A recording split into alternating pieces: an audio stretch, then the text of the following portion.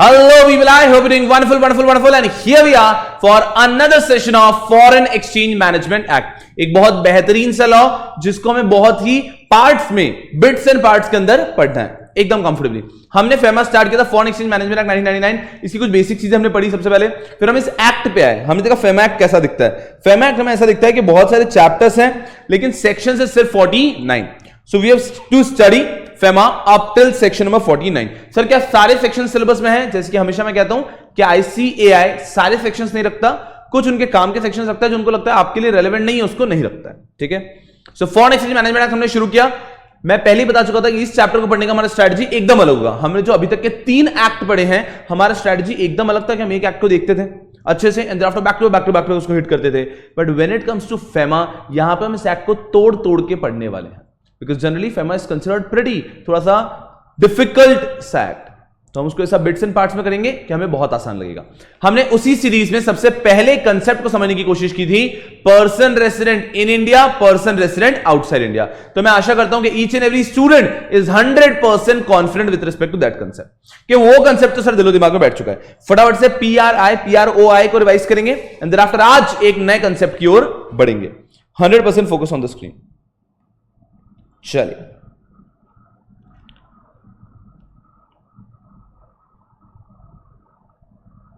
Yes people, चलिए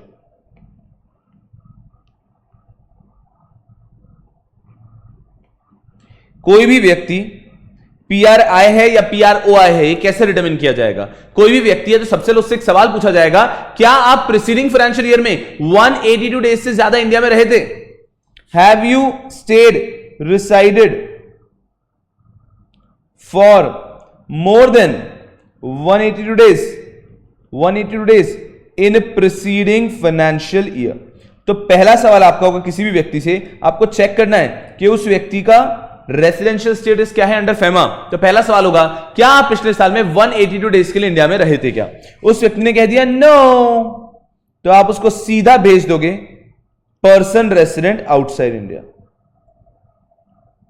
कि भैया अगर आप पिछले साल में 182 डेज के लिए इंडिया में नहीं रहे थे, so you are PROI. Okay. If he says yes, नहीं मैं तो इंडिया में रहा था, मैं तो लास्ट फाइनेंशियल ईयर में 182 डेज से ज्यादा डेज के लिए इंडिया में रहा था, तो फर्दर 3 केसेस में चेक किया जाएगा कौन से केस में फॉल करता है।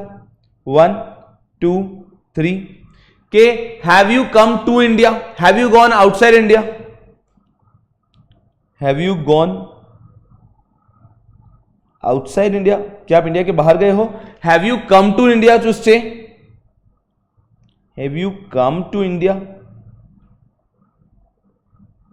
To stay from foreign country? तो क्या आप बाहर से इंडिया रहने के लिए आए हो या फिर आप इंडिया से बाहर गए थे, या फिर नहीं you have resided in India only permanently, आप पूरे समय तक इंडिया में ही रहते हैं।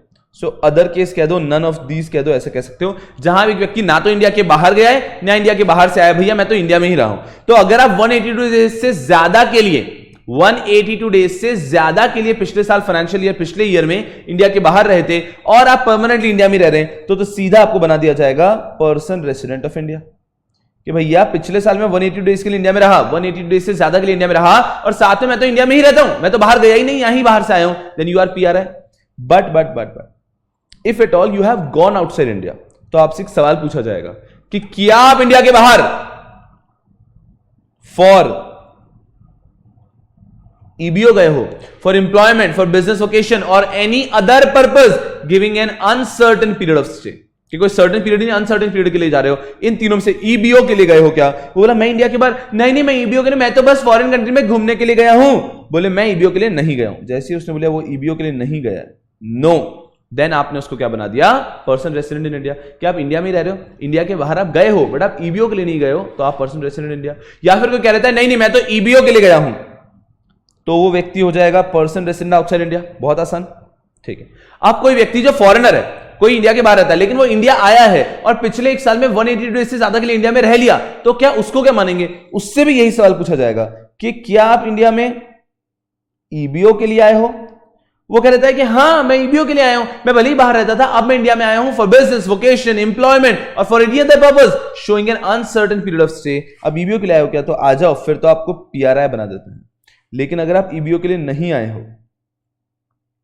अगर आप ईबीओ के लिए नहीं आए हो then you will be PROI. I hope each and every one of you is very super comfortable with this now. ठीक है, फिर हमने इसमें 3 केसेस पढ़े स्पेशल से, अजी 1, अजी 2, अजी 3. The first special case was with respect to what? The first special case was with respect to a person who has come to stay, who has come to India for some business. तो अगर कोई व्यक्ति business करने के लिए India में आया है तो उसको इमीडिएटली, अगर कोई व्यक्ति बिजनेस करने के लिए इंडिया में आया है तो उसको immediately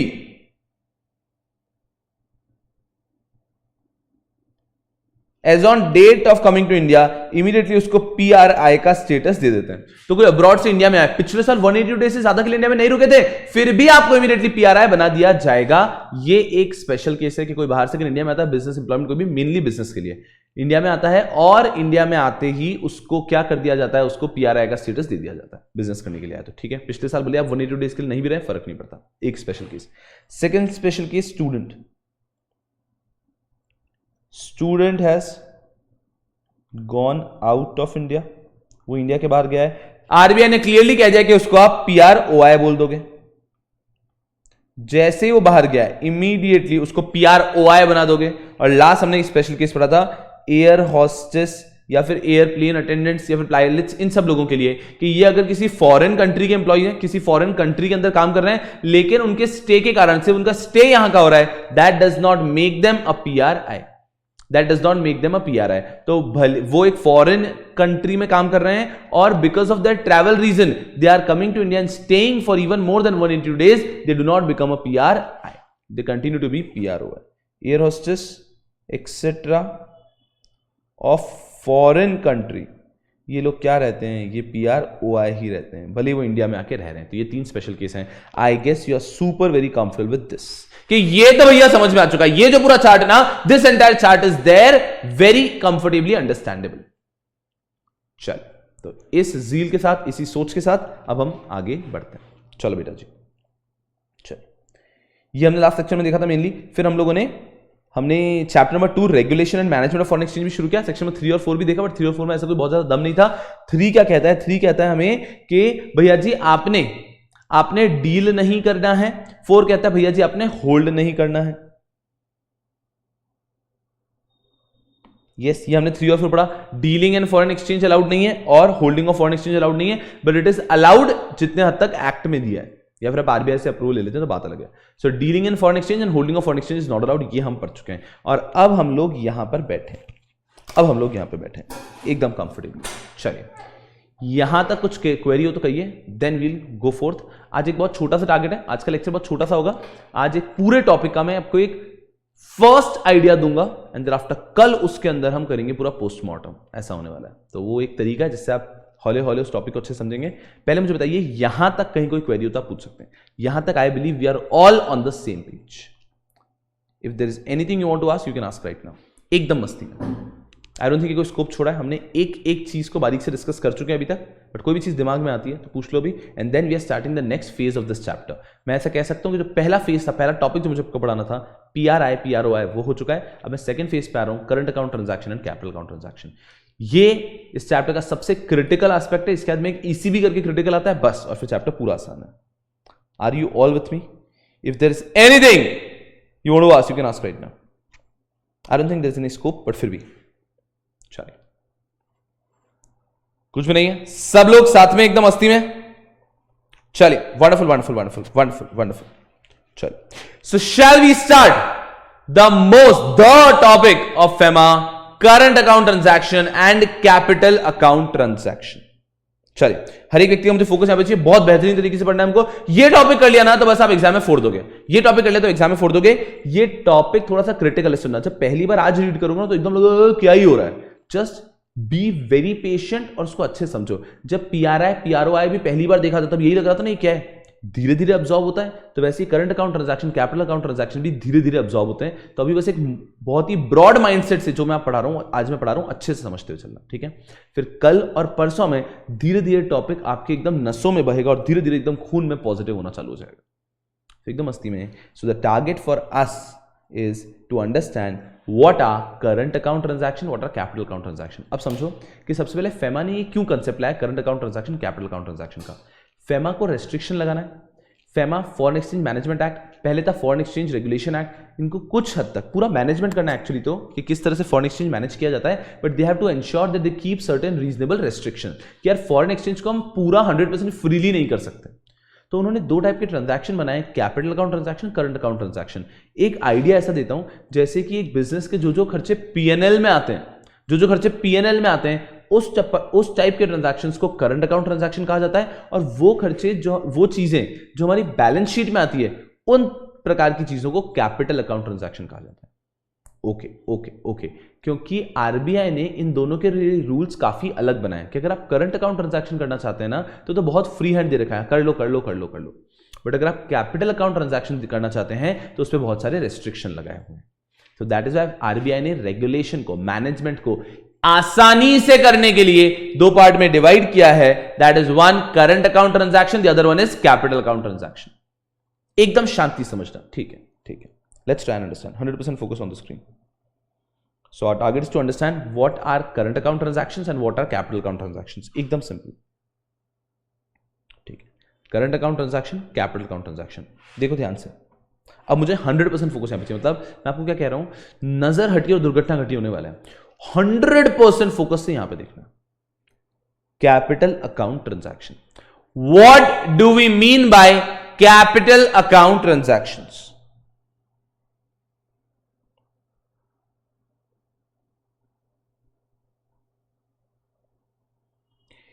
Capital account transaction. Capital account transactions means a transaction which, capital account transaction means a transaction which alters the assets or liabilities, which alters the assets or liabilities, including contingent liabilities. एकदम अस्सी में सुनते चलो। Outside India of a person resident in India. ठीक है, क्या होता है capital account transaction? Which a transaction which alters the, change कर देगा, असेट और liability of any person outside India of a person resident in India. मतलब India में एक व्यक्ति रेसिडेंट है, इंडिया में एक व्यक्ति रहता है, उसका कोई असेट और लाइबिलिटी इंडिया के बाहर ऑल्टर हो रहा है, मतलब कोई असेट बन रहा है, यह असेट डिमिनिश हो रहा है या कोई लाइबिलिटी क्रिएट हो रही है या लाइबिलिटी डिमिनिश हो रही है, तो इसे कहेंगे capital account transaction of a person in India, changes, alteration in his assets और लाइबिलिटीज आउटसाइड इंडिया, और असेट्स और liabilities in India of a person resident outside India. नहीं नहीं नहीं नहीं नहीं, अरे मैं आपको क्या कह रहा हूं, जब तक ये दिल में नहीं उतर जाता आगे नहीं बढ़ सकता। फोकस करना अच्छे से। What do you mean by capital account transaction? Capital account transaction refers to a transaction which alters the, किसे ऑल्टर कर रहा है? असेट और लाइबिलिटी, असेट और liability outside India of a person resident in India, और asset और liability in India of a person resident out India, outside India. अरे तभी तो फॉरेन एक्सचेंज मैनेजमेंट चाहिएगा। अगर सुनो, if a person resident in India, Shubham Shuklecha, is buying an asset और liability in India, मैंने इंडिया में घर खरीदा, मुझे फॉरेन एक्सचेंज की जरूरत पड़ेगी क्या? If I am buying a house in India, will I need foreign exchange? No. तो वहां पे फेमा को कोई फर्क ही नहीं पड़ता है। इन्होंने क्या बोला, लेकिन अगर शुभम शुक्लेचा तुम लंदन में घर खरीदना चाहते हो तो भैया फॉरेन एक्सचेंज लगेगा ना, तो वो यहां पे कवर हुआ capital account transaction when a person resident in India has any alteration in asset और लायबिलिटी आउटसाइड इंडिया। मैं वहां पे से लोन ले रहा हूं, मैं वहां पे लोन रीपे कर रहा हूं, मैं वहां पे से कोई भी, मैंने मान लीजिए बड़ी असेट है, मेरा फ्लैट है, बंगला, उसको मैं सेल कर रहा हूं, मैं परचेस कर रहा हूं। If there is any transaction which result in alteration of assets और लायबिलिटी, मेरे असेट या मेरे लायबिलिटी ऑल्टर हो रहे हैं outside India of a person resident in India, any person resident in India, उसके असेट्स और liabilities outside India are being altered, that is covered the capital account transaction. Further समझना, abroad में एक व्यक्ति रहता है, कौन रहता है? जॉन। जॉन स्टेज से इन कनाडा, कनाडा में रहता है John. John intends to buy property in India, उसको भी तो फॉरेन एक्सचेंज लगेगा। अगर John intends to buy property in Canada तो उसको फॉरेन एक्सचेंज जरूरत नहीं, उसको अपनी लोकल करेंसी में काम हो जाएगा। बट अगर John intends to buy property in India तो वहां पे उसको भी तो फॉरेन एक्सचेंज लगेगा। So understand very carefully, what do you mean by capital account transaction under foreign exchange management act? Capital account transaction means a transaction which alters the assets and liabilities outside India of a person resident in India, or alters the assets and liabilities in India of a person resident outside India. And liability here include contingent liabilities as well. I hope you're understanding. ठीक है, तो capital account transaction का एक idea क्या मिला, मैं आपको क्या कह रहा हूं, जो चीज मैं आज पढ़ाऊंगा ना वो मैं वापस भी कल पढ़ाने वाला हूं, बट एक पर्पज है जिसके लिए मैं आज आपको ओवरव्यू दे रहा हूं और कल मैं हर एक टॉपिक के अंदर डेप्थ में जाऊंगा एकदम कंफर्टेबली, बिकॉज एक ही दिन में अगर आपने इसको पूरा देख लिया ना तो देना हो जाएगा, नहीं करना है हमको अच्छे से करना है, बिकॉज एग्जाम में इस पे क्वेश्चनिंग हो सकती है. एकदम सिंपल. कैपिटल अकाउंट ट्रांजैक्शन कोई भी ऐसा transaction which alters the assets और liability outside India of a person resident in India और असेट्स और liability in India of a person resident outside India. ये हो गया करंट अकाउंट ट्रांजैक्शन. ठीक है. वो ये हो गया capital account transaction. What a current account transaction, बहुत प्यारी बात. Public company, private company. Current account transaction means a transaction other than a capital account transaction. Public company, private company. We define a private company and then we say what is a public company? Public company refers to a company which is not a private company. बस वैसे ही. तो capital account transaction define कर दिया, फिर बोला what a current account transaction. Current account transactions means a transaction other than a capital account transaction. ठीक है sir, यहां तक भी इजी है. Current account transactions refers to a transaction other than a capital account transaction. Capital account transaction से छोड़ के apart from capital account transaction, if there is any transaction that is known as a current account transaction. लेकिन यहां पे और detail में दिया है एंड इंक्लूड्स. फोकस करना, एंड इंक्लूड्स करके यहां पे पूरी लिस्ट दी है कि ये 4 चीजें स्पेसिफिकली करंट अकाउंट ट्रांजैक्शन में इंक्लूड करनी है. क्या 4 चीजें, एकदम रीड करना है, कुछ याद नहीं होना चाहिए. पेमेंट ड्यू,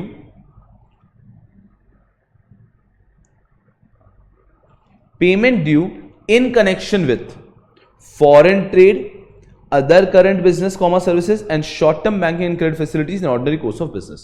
मैं आज बिजनेस कर रहा हूं तो मैं बिजनेस कर रहा हूं, उसके कुछ पेमेंट करना है मुझको रेगुलर कोर्स ऑफ बिजनेस में with foreign trade. For example तो सेम समझो कि मैंने कोई चीज को खरीदा है नॉर्मल मेमोरी बिजनेस में, रॉ मटेरियल बाहर से खरीद रहा हूं, तो ये जो हो रहा है, या फिर कोई भी प्रकार का मेरा सर्विसेज में बाहर से ले रहा हूं, शॉर्ट टर्म बैंकिंग सर्विसेज में बाहर से ले रहा हूं, तो इस प्रकार की कोई भी चीज अगर मैं ले रहा हूं तो वो करंट अकाउंट ट्रांजैक्शन में एक्सप्रेसली इंक्लूड किया गया. क्या, किसमें? Payment due in connection with foreign trade. हमने कुछ फॉरेन ट्रेड किया था, उसका पेमेंट ड्यू है. अदर करंट बिजनेस, छोटे मोटे आपके बिजनेस हो रहे हैं, services and short term banking. सुनना, अगर आप लॉन्ग टर्म बैंकिंग करते हो तो लोन आ जाएगा, तो कैपिटल अकाउंट ट्रांजैक्शन हो जाएगा ना, बिकॉज आपकी लायबिलिटी बन रही है बाहर. लेकिन अगर शॉर्ट टर्म बैंकिंग है and credit facilities in ordinary course of business, कि अगर मैं ऑर्डिनरी कोर्स ऑफ बिजनेस के अंदर शॉर्ट टर्म क्रेडिट, ओवरड्राफ्ट वगैरह हो रहा है, तो ये फिर भी करंट अकाउंट ट्रांजैक्शन होगा. समझना बहुत केयरफुली. कैपिटल अकाउंट ट्रांजैक्शन, अगर मैं टर्म लोन लेता हूं बाहर के बैंक से, कैपिटल अकाउंट ट्रांजैक्शन. लेकिन मैंने रेगुलर बिजनेस के कोर्स में ये शॉर्ट टर्म बैंकिंग और क्रेडिट फैसिलिटी का यूज किया है, दैट इज स्टिल व्हाट. मैंने शॉर्ट टर्म क्रेडिट फैसिलिटी का यूज किया है, that is still what, that is a current account transaction. ठीक है. Next, payment due as interest on loan as net income from investment. Payment due आपका interest और loan पे, वो and as net income from investment. Investment से जो net income आ रही है वो भी करंट अकाउंट ट्रांजैक्शन है. आपको लोन पे इंटरेस्ट देना पड़ रहा है, ये भी करंट अकाउंट ट्रांजैक्शन है. सुनना है क्या कह रहे हैं? इन्वेस्टमेंट करना एक कैपिटल अकाउंट ट्रांजैक्शन है. समझना, इन्वेस्टमेंट करना एक कैपिटल अकाउंट ट्रांजैक्शन है, लेकिन इन्वेस्टमेंट पे इनकम आना is a current account transaction. Loan लेना is a capital account transaction, but loan पे इंटरेस्ट पे करना is a current account transaction. मैं आपको क्या बता रहा हूं, लॉजिक से बस ये लगाओ कि हर वो चीज जिसका इंपैक्ट नॉर्मल बिजनेस में पीएनएल में आता है, जो आपने अपने बचपन में पढ़ा है पीएनएल, तो पीएनएल में जिसका जनरली इंपैक्ट आता है दैट इज करंट अकाउंट, और जो सिर्फ बैलेंस शीट में आता है, जो बैलेंस शीट में आता है सीधा, दैट इज कैपिटल अकाउंट. तो आप समझो, लोन लिया, लोन दिया, ये सब कैपिटल में आएंगे, बट इंटरेस्ट की जो बात हो रही है लेने देने की, वो आ जाएगा आपका करंट में. सेम इन्वेस्टमेंट किया, कैपिटल. इन्वेस्टमेंट पे आपको कोई भी इनकम हुई, that is current. Next, remittance of living expense of parents, spouse and children staying abroad. ठीक है, तो आपके पेरेंट्स हैं, स्पाउस या चिल्ड्रन है, वो बाहर रह रहे हैं, उनका आप रेमिटेंस दे रहे हैं, that is very well allowed. कोई परेशानी की बात ही नहीं है कि आप बाहर, आपका कोई पापा मम्मी, आपके बच्चे रह रहे हैं, आपकी वाइफ रह रही है, आपका हस्बैंड रह रहा है, और यहां से आप उसको पैसे भेजते हो, that is allowed.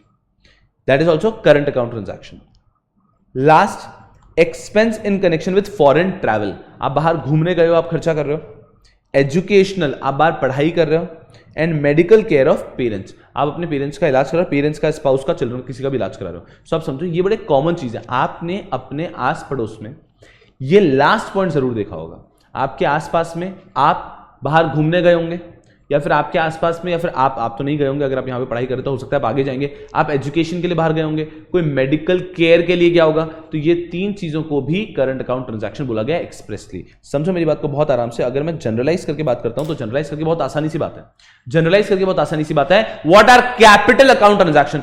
Understanding what are capital account transaction, what are current account transaction is very important for you to understand FEMA.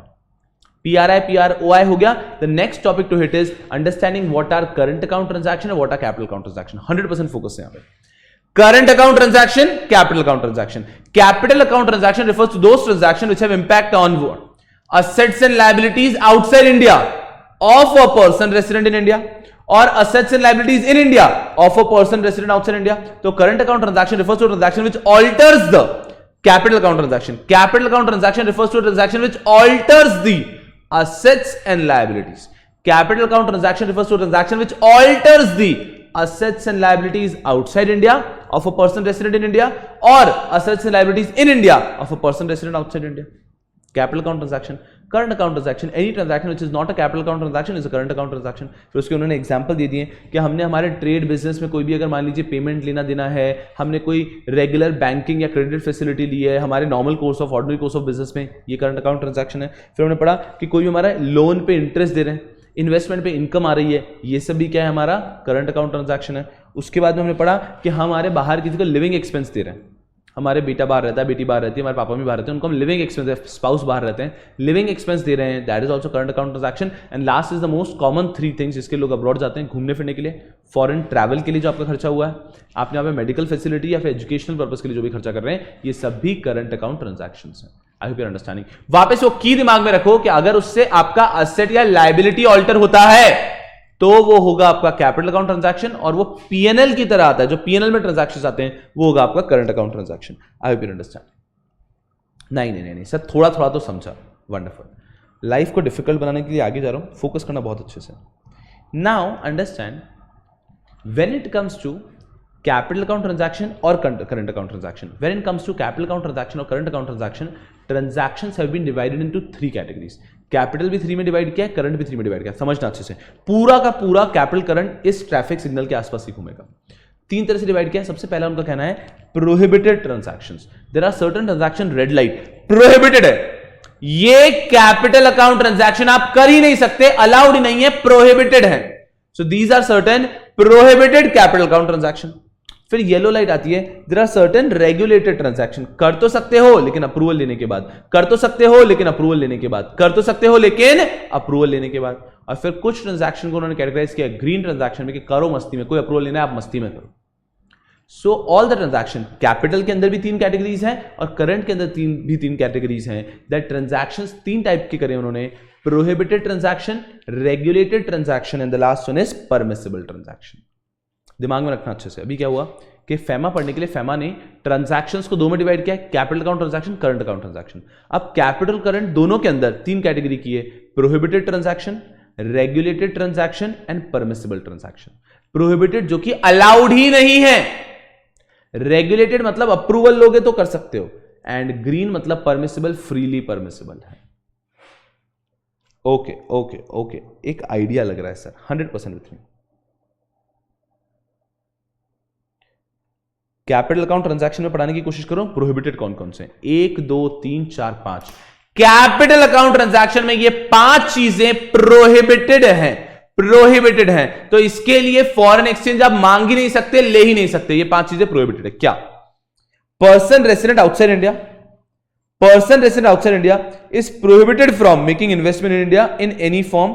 इन बाहर से कोई भी व्यक्ति इन 5 फॉर्म में करना अलाउड नहीं है. It is clearly prohibited. Focus करना अच्छे से, फोकस करना अच्छे से. The person resident outside India is prohibited from making investment in India in any form in the business of chit fund. Chit fund में इन्वेस्ट नहीं कर सकते, आधे फ्रॉड होते हैं वैसे भी.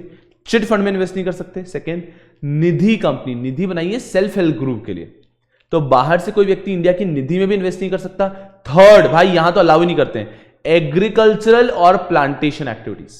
आप एग्रीकल्चरल या प्लांटेशन एक्टिविटीज में इन्वेस्ट नहीं करते. बाहर का कोई व्यक्ति इंडिया में चाहिए, फॉरेन एक्सचेंज दे रहा हूं, मुझे एग्रीकल्चर प्लांटेशन में करना है, not allowed. Real estate business और construction of farm house, not allowed.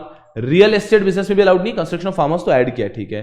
And last is trading in TDRs, TDRs भी अलाउड नहीं है। टीडीआर्स भी प्रैक्टिकली क्या होता है, you get a right only to construct, तो टीडीआर भी अलाउड नहीं है। समझना अच्छे से, वेरी केयरफुली। ये 5 चीजें प्रोहिबिटेड हैं, कोई भी व्यक्ति फ्रॉम आउटसाइड इंडिया इन 5 चीजों के लिए फॉरेन एक्सचेंज मांग नहीं सकता। क्या? In the business of chit fund के लिए नहीं, निधि कंपनी के लिए नहीं, एग्रीकल्चरल या प्लांटेशन एक्टिविटीज के लिए नहीं, real estate business construction of farm house के लिए नहीं, trading in TDR transferable development rights. I guess आप में से मेजॉरिटी बच्चों को टीडीआर का आइडिया होगा, मैं फिर भी एक रफ आइडिया देता हूं अगर किसी को नहीं पता तो। टीडीआर ट्रांसफरेबल डेवलपमेंट राइट, आपको एक राइट मिलता है जिसमें आप डेवलपमेंट कर सकते हैं। फॉर एग्जांपल आज आपका घर है, आपका घर 4 फ्लोर्स का है, you want to construct 2 more floors के 5th, 5th और 6th फ्लोर और बना लेते हैं, you need TDR for that, development right. The beauty of development right is that it is transferable. तो मान लीजिए आपके पास 2 और फ्लोर बनाने का राइट है बट आपने बनाया नहीं, तो ये 2 और फ्लोर बनाने का राइट आप किसी को बेच भी सकते हो, टीडीआर्स बेचे भी जा सकते हैं। जनरली टीडीआर्स और कहां पे होते हैं मैं आपको बताऊं, जैसे कि जब भी गवर्नमेंट जमीन एक्वायर करती है ना, फॉर एग्जाम्पल रोड बनाना है उनको, और रोड बनाने के बीच में आपके खेत आ रहे हैं, आपकी जमीन आ रही है, तो वो उन सबको अक्वायर करके आपको पैसे तो देते ही हैं कंपनसेशन, कभी कभी आपको टीडीआर भी दे देते हैं। टीडीआर मतलब यू हैव डेवलपमेंट राइट। फिर या तो आप अपने घर को बना लो उस डेवलपमेंट राइट से, या फिर कभी कभी आप बिल्डर्स को बेच भी सकते हो, दिस इज ट्रांसफरेबल। तो कोई बिल्डर ने बिल्डिंग बनानी है 6 फ्लोर की, आपके पास 4 फ्लोर और बनाने का डेवलपमेंट राइट, ये स्क्वायर फीट में होता है जनरली, आपने उसको दे दिया, बेच दिया, उसने आपको पैसे दे दिए और उसने उसके ऊपर और 4 फ्लोर खींच दिए। So transferable development right refers to development rights you have which are comfortably transferable, ठीक है। अब ये कैसा है कि जो बच्चे छोटी सिटी से लेक्चर्स देख रहे होंगे ना, उन बच्चों को थोड़ा सा मजा नहीं आएगा, ठीक है। क्या होता है development right, because I have also been from Udaipur, I am from Udaipur, so I have done my entire schooling and everything from Udaipur, and thereafter in 2011 I shifted to Pune. So Udaipur जैसी छोटी सिटीज के अंदर कैसा है कि यार भैया जी ये कोई रेस्ट्रिक्शन नहीं होता, अरे मुझे मेरे घर के ऊपर 2 फ्लोर और खींचना है, मैं वैसे ही खींच दूंगा। सो उदयपुर बोल दो, ये छोटी मोटी सारी सिटीज के अंदर इतना स्ट्रिक्टली रूल फॉलो नहीं होता है, but when you talk about cities like Pune, Mumbai, यहाँ पे बहुत स्ट्रिक्टली फॉलो होता है कि अगर आपके पास परमिशन नहीं है तो अपने घर के ऊपर 1 फ्लोर कुछ भी बना नहीं सकते, वो इलीगल कंस्ट्रक्शन में काउंट होगा। So that is why you to understand the concept of transferable development right. So any person from outside India can not even ask for money to trade in TDR, because ये भी तो real estate का एक part हो जाएगा, real estate का part हो जाएगा। सो अंडरस्टैंड वेरी केयरफुली, ये 5 चीजों में ट्रेड करना प्रोहिबिटेड है, प्रोहिबिटेड है, प्रोहिबिटेड है। सो कैपिटल अकाउंट ट्रांजैक्शन बनाने की मैं आपको कोशिश कर रहा हूं, उसमें 3 कैटेगरीज हैं, prohibited, regulated and freely permissible. हम सबसे पढ़ रहे हैं रेड लाइट। रेड लाइट में 5 चीजें हैं, chit fund, Nidhi company, agricultural और plantation activities, real estate business और construction of farm house, trading in TDRs, ये सब प्रोहिबिटेड है। इधर कोई भी व्यक्ति इन 5 चीजों के लिए कोई भी व्यक्ति आउटसाइड इंडिया से इंडिया के अंदर फॉरेन एक्सचेंज मांग नहीं सकता, prohibited. Okay, wonderful, understand very carefully, ठीक है। देन कम्स रेगुलेटेड, नहीं, हम डायरेक्टली पढ़ेंगे फ्रीली परमिसिबल। ये चीजें फ्रीली परमिसिबल है। कैपिटल अकाउंट ट्रांजैक्शन बता रहा हूं, क्या परमिसिबल है? For amortisation of loan. आपने लोन लिया, आप उसको अमोर्टाइज कर रहे हैं, अमोर्टाइज मतलब आप पे कर रहे हैं। आपने लोन लिया, आप उसका रीपेमेंट कर रहे हो, भले इंस्टॉलमेंट में, भले वन गो में, भले आपकी इच्छा है वैसे। If you are repaying the loan it is freely allowed, इस पर कोई रेस्ट्रिक्शन नहीं, कोई परमिशन लेने की जरूरत नहीं है। अगर आप लोन रीपे कर रहे हैं तो ये फ्रीली अलाउड है, कोई रेस्ट्रिक्शन नहीं। अब आपने बाहर से लोन लिया तो लोन तो रीपे करोगे ना। So for amortisation of loan, prepayment of loan और even repayment in the form of instalment, आप प्रीपेमेंट करो, रीपेमेंट करो, कोई प्रॉब्लम नहीं। आप लोन अमोर्टाइज करो ना, लोन रीपे कर रहे हो, फ्रीली अलाउड है। Next, for depreciation of direct investment in ordinary course of business, कि अगर आपने कोई इन्वेस्टमेंट किया है बाहर और वो अब डेप्रिशिएट हो रहा है, वो डेप्रिशिएट हो रहा है, तो इसमें भी कोई रेस्ट्रिक्शन नहीं है, ये फ्रीली परमिसिबल ट्रांजैक्शन है। अब इसका बहुत ऑथर्स का अपना अपना ओपिनियन है, अगर आप पढ़ोगे इस पे गूगल पे आप सर्च करो, इसके आर्टिकल्स भी मिल जाएंगे। लेकिन एक कॉमन जो सबका थॉट है वो क्या है कि एक व्यक्ति ने इंडिया के बाहर इन्वेस्टमेंट किया है और उसकी वैल्यू कम हो रही है, उसकी वैल्यू कम हो रही है, तो आपका असेट या लायबिलिटी चेंज तो हो रहा है ना, आपके असेट की वैल्यू चेंज हो रही है ना, तो इसके लिए आपको कुछ परमिशन वगैरह लेने की आवश्यकता नहीं है। परमिशन कैसे लोगे? अब आपने तो इन्वेस्टमेंट किया था पहले, तब परमिशन ली होगी। अब एक बार इन्वेस्टमेंट कर लिया, उसकी वैल्यू कम हो रही है, तो आपने कैपिटल अकाउंट ट्रांजैक्शन की डेफिनेशन याद आ रही है, any transaction which alters the asset और liability outside India of a person resident in India. तो मेरा कोई एसेट है, वो देखो वैल्यू कम हो रहा है, बट उसमें मुझे कोई, मेरे हाथ में थोड़ी ना, मुझे कुछ परमिशन लेने की आवश्यकता नहीं है। ये 2 हो गए फ्रीली परमिसिबल ट्रांजैक्शन। अब सुनना मेरी बात को, yellow regulated transaction, for all other transaction. अभी के लिए पढ़ो, यहां पे मैं बाद में कुछ चेंज कराऊंगा, अभी के लिए आप ऐसे पढ़ो कि ये जो ट्रांजैक्शंस कैपिटल अकाउंट ट्रांजैक्शंस होंगे ना तो प्रोहिबिटेड में कवर हुए ना ही फ्रीली परमिसिबल में कवर हुए, ना तो प्रोहिबिटेड में कवर हुए ना फ्रीली परमिसिबल में कवर हुए, तो कोई ऐसा ट्रांजैक्शन है हमारे सामने जो ना तो प्रोहिबिटेड में आता है ना ही फ्रीली परमिसिबल में आता है, तो उस ट्रांजैक्शन को, कोई ऐसा ट्रांजैक्शन है जो ना तो प्रोहिबिटेड में आता है ना ही फ्रीली परमिसिबल में आता है, तो उस ट्रांजैक्शन को हम रेगुलेटेड में मानते हैं। For all other transaction RBI approval is required. तो कोई और कैपिटल अकाउंट ट्रांजैक्शन अगर आपको करना है तो आप आरबीआई के अप्रूवल से कर सकते हैं, बात खत्म हो गया। कैपिटल अकाउंट ट्रांजैक्शन खत्म, हाँ मुझे जो आज पढ़ाना है वो खत्म। क्या दिमाग में रहना चाहिए, कैपिटल अकाउंट ट्रांजैक्शन में 5 प्रोहिबिटेड है, 2 परमिसिबल है और बाकी सारे ट्रांजैक्शन आरबीआई अप्रूवल मतलब आपका रेगुलेटेड है। तो आप समझो कोई भी आप पढ़ेंगे ना, कैपिटल करंट भी ऐसे पढ़ने वाले हैं, आपको ध्यान क्या रखना है कि भैया जी 3 कैटेगरीज डिवाइडेड है, red light, yellow light, orange light जो भी कहना चाहते हैं, red light, yellow light, green light. तो रेड लाइट के अंदर क्या है कि ये वो ट्रांजैक्शन है जो कि अलाउड ही नहीं है, ये वो है प्रोहिबिटेड कैटेगरी है, जिसके अंदर चिट में, निधि में, एग्रीकल्चर प्लांटेशन के अंदर, रियल एस्टेट के अंदर, फॉर कंस्ट्रक्शन ऑफ फार्म बोल दो या फिर ट्रांसफरेबल डेवलपमेंट राइट्स बोल दो, प्रोहिबिटेड है। कोई भी व्यक्ति जो इंडिया के बाहर का है वो इन चीजों के लिए पैसा नहीं मांग सकता, फॉरेन एक्सचेंज इन चीजों के लिए कन्वर्ट नहीं करा सकता। Freely permissible, amortisation of loan and depreciation of investment. Amortisation of loan और डेप्रिसिएशन ऑफ इन्वेस्टमेंट, आपका लोन अमोर्टाइज करने के लिए पे करना चाहते हो, इसके लिए बिना परमिशन के पे कर सकते हो। आपका डेप्रिसिएशन ऑफ इन्वेस्टमेंट है, उसमें परमिशन की बात ही नहीं आती, आपके हाथ में ही कुछ नहीं है। तो ये है categories of capital account transaction. थोड़ा 5-10% समझ में आ रहा है जो मैं कह रहा हूं? चलो वंडरफुल, सुनना मेरी बात को अच्छे से, अभी भी नहीं बने रहना। डिफिकल्ट पार्ट अब आने वाला है, लेकिन डिफिकल्ट पार्ट पढ़ाने के पहले मैं चाहता हूं एक बार इसको अच्छे से देख लो, रीड करो बस इसको। इसके बाद में आप और कंफ्यूज होने वाले हो, एक बार इसको रीड कर लो कि हाँ सर थोड़ा बहुत दिलो दिमाग में तो बैठ रहा है, शांति से रीड कर लो। अगर आपको 10-20% भी समझ रहा है अभी के लिए तो मेरा पर्पस सर्व हो जाता है। तो आप बस मैं कह रहा हूं ऐसा करो, मस्ती से रीड करो बस। So capital account transactions are divided into 3 categories, prohibited category, regulated category and freely permissible category. ठीक है, red light, yellow light and green light. Red light में 5 चीजें हैं, ग्रीन लाइट में 2 चीजें हैं एंड रिमेनिंग ऑल रेसिडुअरी रखा है येलो लाइट को, कि इन दोनों में जो चीजें कवर नहीं हुई वो अगर आपको करना है तो आपको आरबीआई का अप्रूवल लेना होगा, रेगुलेटेड है, अप्रूवल के साथ कर सकते हैं। ग्रीन में है जो आप फ्रीली कर सकते हैं, रेड में है जो आप कर ही नहीं सकते, येलो में जो आप अप्रूवल के साथ कर सकते हैं। Read it now.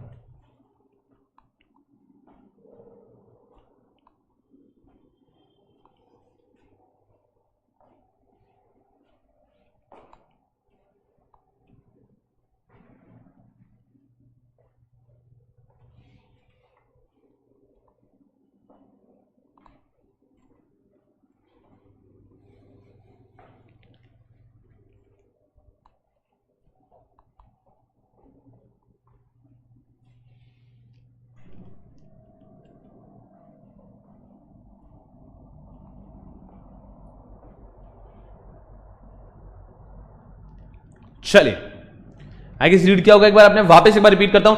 Capital account transactions की 3 कैटेगरीज हैं, prohibited, regulated and freely permissible. Red light, yellow light, green light. Red light में 5 ट्रांजैक्शन है, चिट बोलो, निधि बोलो, एग्रीकल्चर प्लांटेशन बोल दो, रियल एस्टेट बोल दो, कंस्ट्रक्शन ऑफ फार्म बोल दो, कंस्ट्रक्शन ऑफ फार्म हाउस बोल दो, उसके बाद में टीडीआर बोल दो। प्रोहिबिटेड है। ग्रीन 2 चीजें अलाउड है भैया जी, amortisation of loan and depreciation of investment, इसके अंदर कोई रेस्ट्रिक्शन नहीं है। और फिर इन दोनों में कोई अगर कोई और ऐसा ट्रांजैक्शन है जिससे मेरी असेट या लायबिलिटी में ऑल्टरेशन हो रहा है, कोई भी व्यक्ति रेसिडेंट इन इंडिया उसकी फॉरेन में जो असेट लायबिलिटी है उसमें ऑल्टरेशन हो रहा है, और any person resident outside India उसकी असेट लायबिलिटी इन इंडिया इसमें ऑल्टरेशन हो रहा है, ऐसा अगर कोई भी ट्रांजैक्शन है तो वो आप कर सकते हैं बाय आरबीआई अप्रूवल। तो क्या कहने की कोशिश कर रहे हैं कि what do you mean by capital account transaction? Any transaction which results in alteration of assets or liabilities, which result in alteration of assets or liabilities outside India of a person resident in India, or assets and liabilities in India of a person resident outside India. ऐसे जो transactions हैं, ऐसे जो transaction उनको capital account transaction कहा जाता है। Capital account transaction की 3 कैटेगरीज हैं जैसे मैंने बताया, प्रोहिबिटेड अलाउड ही नहीं है, नहीं कर सकते। ग्रीन फ्रीली परमिसिबल है, पूछ कह रहे हो करो, और येलो मतलब पूछ के करो, करो ही मत, पूछना भी मत। बिना पूछे कर सकते हो और ये पूछ के करो। Regulated, prohibited and freely permissible. I hope you are all with me, I hope you are all with me. चलो okay okay okay okay, patiently एकदम ठीक है। अब आपकी जिंदगी में और परेशान करने के लिए अब मैं आ रहा हूं current account transaction.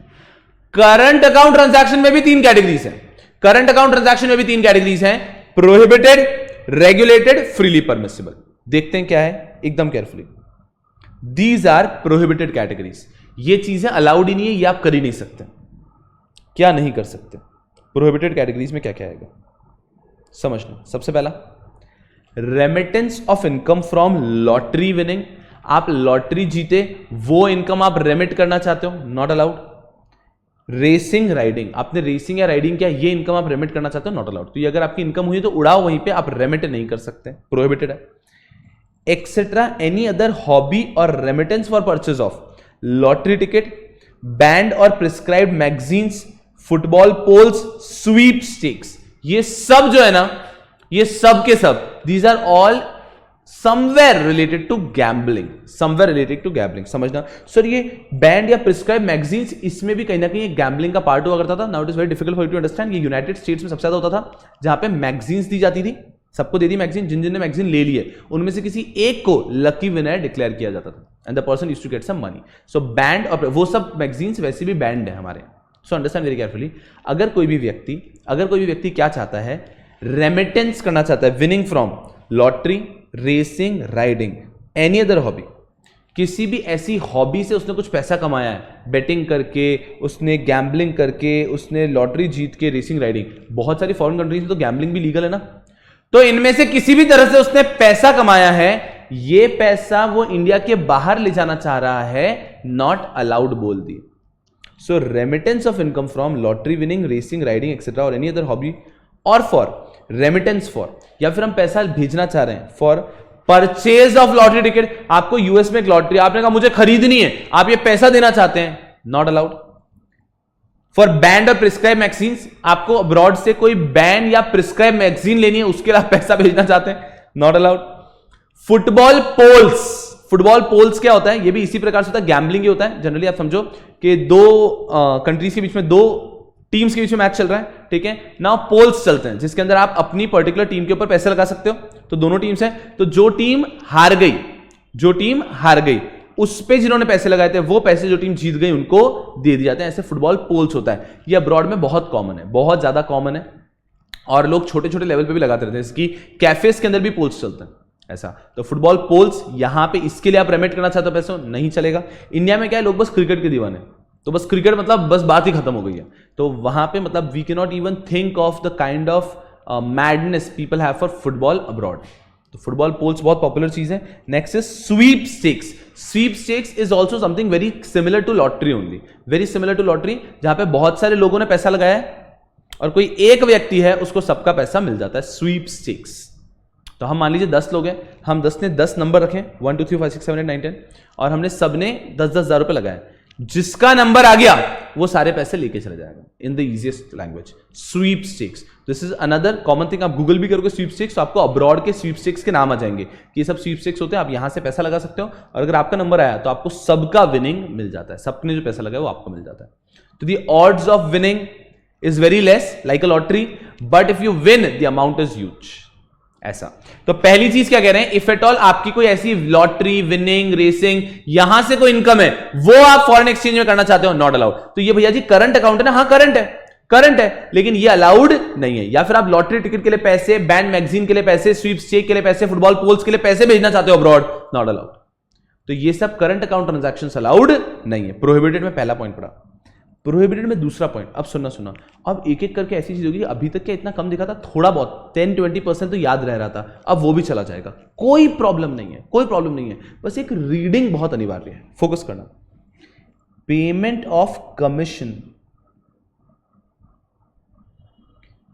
Of commission on export. आप एक्सपोर्ट पे अगर कोई कमीशन देना चाहते हैं, वो भी अलाउड नहीं है। कब? Where revenue from export is not brought to India, कि हमने एक्सपोर्ट तो करे पर वो रेवेन्यू इंडिया में आने वाला नहीं है। And use toward equity investment in joint venture, wholly owned subsidies abroad of Indian companies. क्या कह रहे हैं कि हम यहां से अब्रॉड में एक्सपोर्ट कर रहे हैं उसके बाद में जो पैसा है ना, वो पैसा हम इंडिया में लाने वाले नहीं है, वो पैसा हम इंडिया में लाने वाले नहीं है, हम एक्सपोर्ट करेंगे और वो पैसा वहीं पे हमारी जो सब्सिडरीज है, जो हमारी इंडियन कंपनी की फॉरेन में सब्सिडरीज और ब्रांचेस हैं, वहीं पे यूटिलाइज किया जाएगा, वो पैसा वापस इंडिया में लाया नहीं जाएगा। तो अगर आप ऐसा एक्सपोर्ट कर रहे हैं कि इंडिया में पैसा नहीं आ रहा है, तो उस एक्सपोर्ट के ऊपर आप कमीशन नहीं दे सकते, payment of commission on export नहीं दे सकते। मतलब भारत सरकार क्या बोल रही है कि ठीक है आप एक्सपोर्ट कर रहे हो, हम तो बहुत खुश थे ना जब आप एक्सपोर्ट कर रहे थे, we want Indian companies to focus on export, but आप जब एक्सपोर्ट करोगे foreign exchange will not come to India, no, then why will we promote export? We promote export so that foreign exchange could come to India. Now you will be exporting but foreign exchange India में नहीं आएगा, और आपको इस पे जो commission पे करना है उस पे भी हमसे पैसे चाहिए। चलो निकलो यहां से, कोई मतलब ही नहीं, there is no way that you gonna get any commission from us. You understand? Normally क्या होता होगा, नॉर्मली अगर मैं हूं, हल्दीराम है, हल्दीराम बहुत सारा एक्सपोर्ट कर रहा है, ठीक है, तो उसने एक्सपोर्ट किया, वहां पे एजेंट होता है ना जो उसका एक्सपोर्ट का, तो उसको कमीशन देना पड़ता है। तो ये हल्दीराम बोलता है, सुनो ना इंडियन गवर्नमेंट, यार मुझे थोड़ा सा डॉलर दो ना, उस कमीशन एजेंट को मुझे कमीशन देना है। गवर्नमेंट राजी, हाँ हाँ ले लो ले लो ले लो। क्यों? क्योंकि जब ये एक्सपोर्ट होगा, इसका पूरा पेमेंट आएगा, तो बहुत सारा डॉलर वापस इंडिया में आएगा ना। अभी तो मैं इतना सा डॉलर दूंगा उसको कमीशन, बट एक्सपोर्ट होगा इतना सारा डॉलर इंडिया में आएगा, चलेगा। अब एक दूसरी एंटिटी आती है कि मैं एक्सपोर्ट कर रहा हूं, उस कमीशन को पे करना है एजेंट के, डॉलर दो ना। गवर्नमेंट कह रहा है बिल्कुल डॉलर ले लो यार, आप इतना सारा डॉलर लेके भी तो आने वाले हो हमारे लिए वापस। बोल रहे नहीं नहीं नहीं सर यार, वो जो वहां से मेरा एक्सपोर्ट का पूरा पैसा है ना, वो मैं इंडिया में नहीं लाऊंगा, वो वहीं पे मेरी सब्सिडरीज या जॉइंट वेंचर्स यूज करेंगे। गवर्नमेंट बोलते चलो निकलो पहली फुर्सत में, आप एक्सपोर्ट कर रहे हो, एक्सपोर्ट का जो पैसा है वो तो आप इंडिया में नहीं ला रहे हो, और एक्सपोर्ट पे जो कमीशन पे करना है उसके लिए और हमसे फॉरेन एक्सचेंज मांगने के लिए आ गए, नॉट अलाउड। तो ये भी प्रोहिबिटेड ट्रांजैक्शन में हो गया है कि अगर आप एक्सपोर्ट कर रहे हो और एक्सपोर्ट का पैसा इंडिया में नहीं ला रहे हैं, आप एक्सपोर्ट कर रहे हैं और एक्सपोर्ट का पैसा इंडिया में नहीं ला रहे हैं, आप एक्सपोर्ट कर रहे हैं और एक्सपोर्ट का पैसा इंडिया में नहीं ला रहे हैं, तो इस एक्सपोर्ट के ऊपर अगर आप कमीशन पे करना चाहते हो उसके लिए भी आपको पैसा नहीं दिया जाएगा, प्रोहिबिटेड, मांगने भी मत आना। Next, payment of commission on export, वापस same, under rupee state credit route where revenue from export is not brought to India. ये भी एक और केस है, रुपी स्टेट क्रेडिट रूट। तो रुपी स्टेट क्रेडिट रूट के अंदर भी अगर आप एक्सपोर्ट कर रहे हो तो वहां पे भी आपको कमीशन नहीं मिलेगा। यहाँ पे एक एक्सेप्शन है, except commission up to 10% of invest value of export of tea and tobacco. अगर टी और टोबैको का एक्सपोर्ट कर रहे हैं, टी और टोबैको का एक्सपोर्ट कर रहे हैं under rupee state credit root, कोई भी और एक्सपोर्ट कर रहे हो रुपी स्टेट क्रेडिट रूट में, आपको कोई भी कमीशन के लिए पैसा नहीं मिलेगा, कमीशन के लिए पैसा नहीं मिलेगा। लेकिन अगर आप रुपी स्टेट क्रेडिट रूट में टी एंड टोबैको का एक्सपोर्ट कर रहे हो तो 10% तक का कमीशन आप दे सकते हो। तो टी और टोबैको का एक्सपोर्ट बहुत ज्यादा जरूरी है हमारे लिए। तो टी और टोबैको का एक्सपोर्ट कर रहे हो, भले ही रुपी स्टेट क्रेडिट रूट में कर रहे हो, पैसा इंडिया में नहीं आएगा, चलेगा, फिर भी 10% कमीशन तक हम देने को जरूरत है कि यहां पे तो एक्सपोर्ट बहुत ही जरूरी है। और for any other item if you are exporting, पैसा इंडिया में नहीं आने वाला है, रुपी स्टेट क्रेडिट रूट में कर रहे हो, तो वहां पे भी कमीशन नहीं मिलेगा। तो नॉर्मल आप कहीं पे भी एक्सपोर्ट कर रहे हो जहां पे पैसा इंडिया में नहीं आने वाला है, आपको कमीशन नहीं मिलेगा।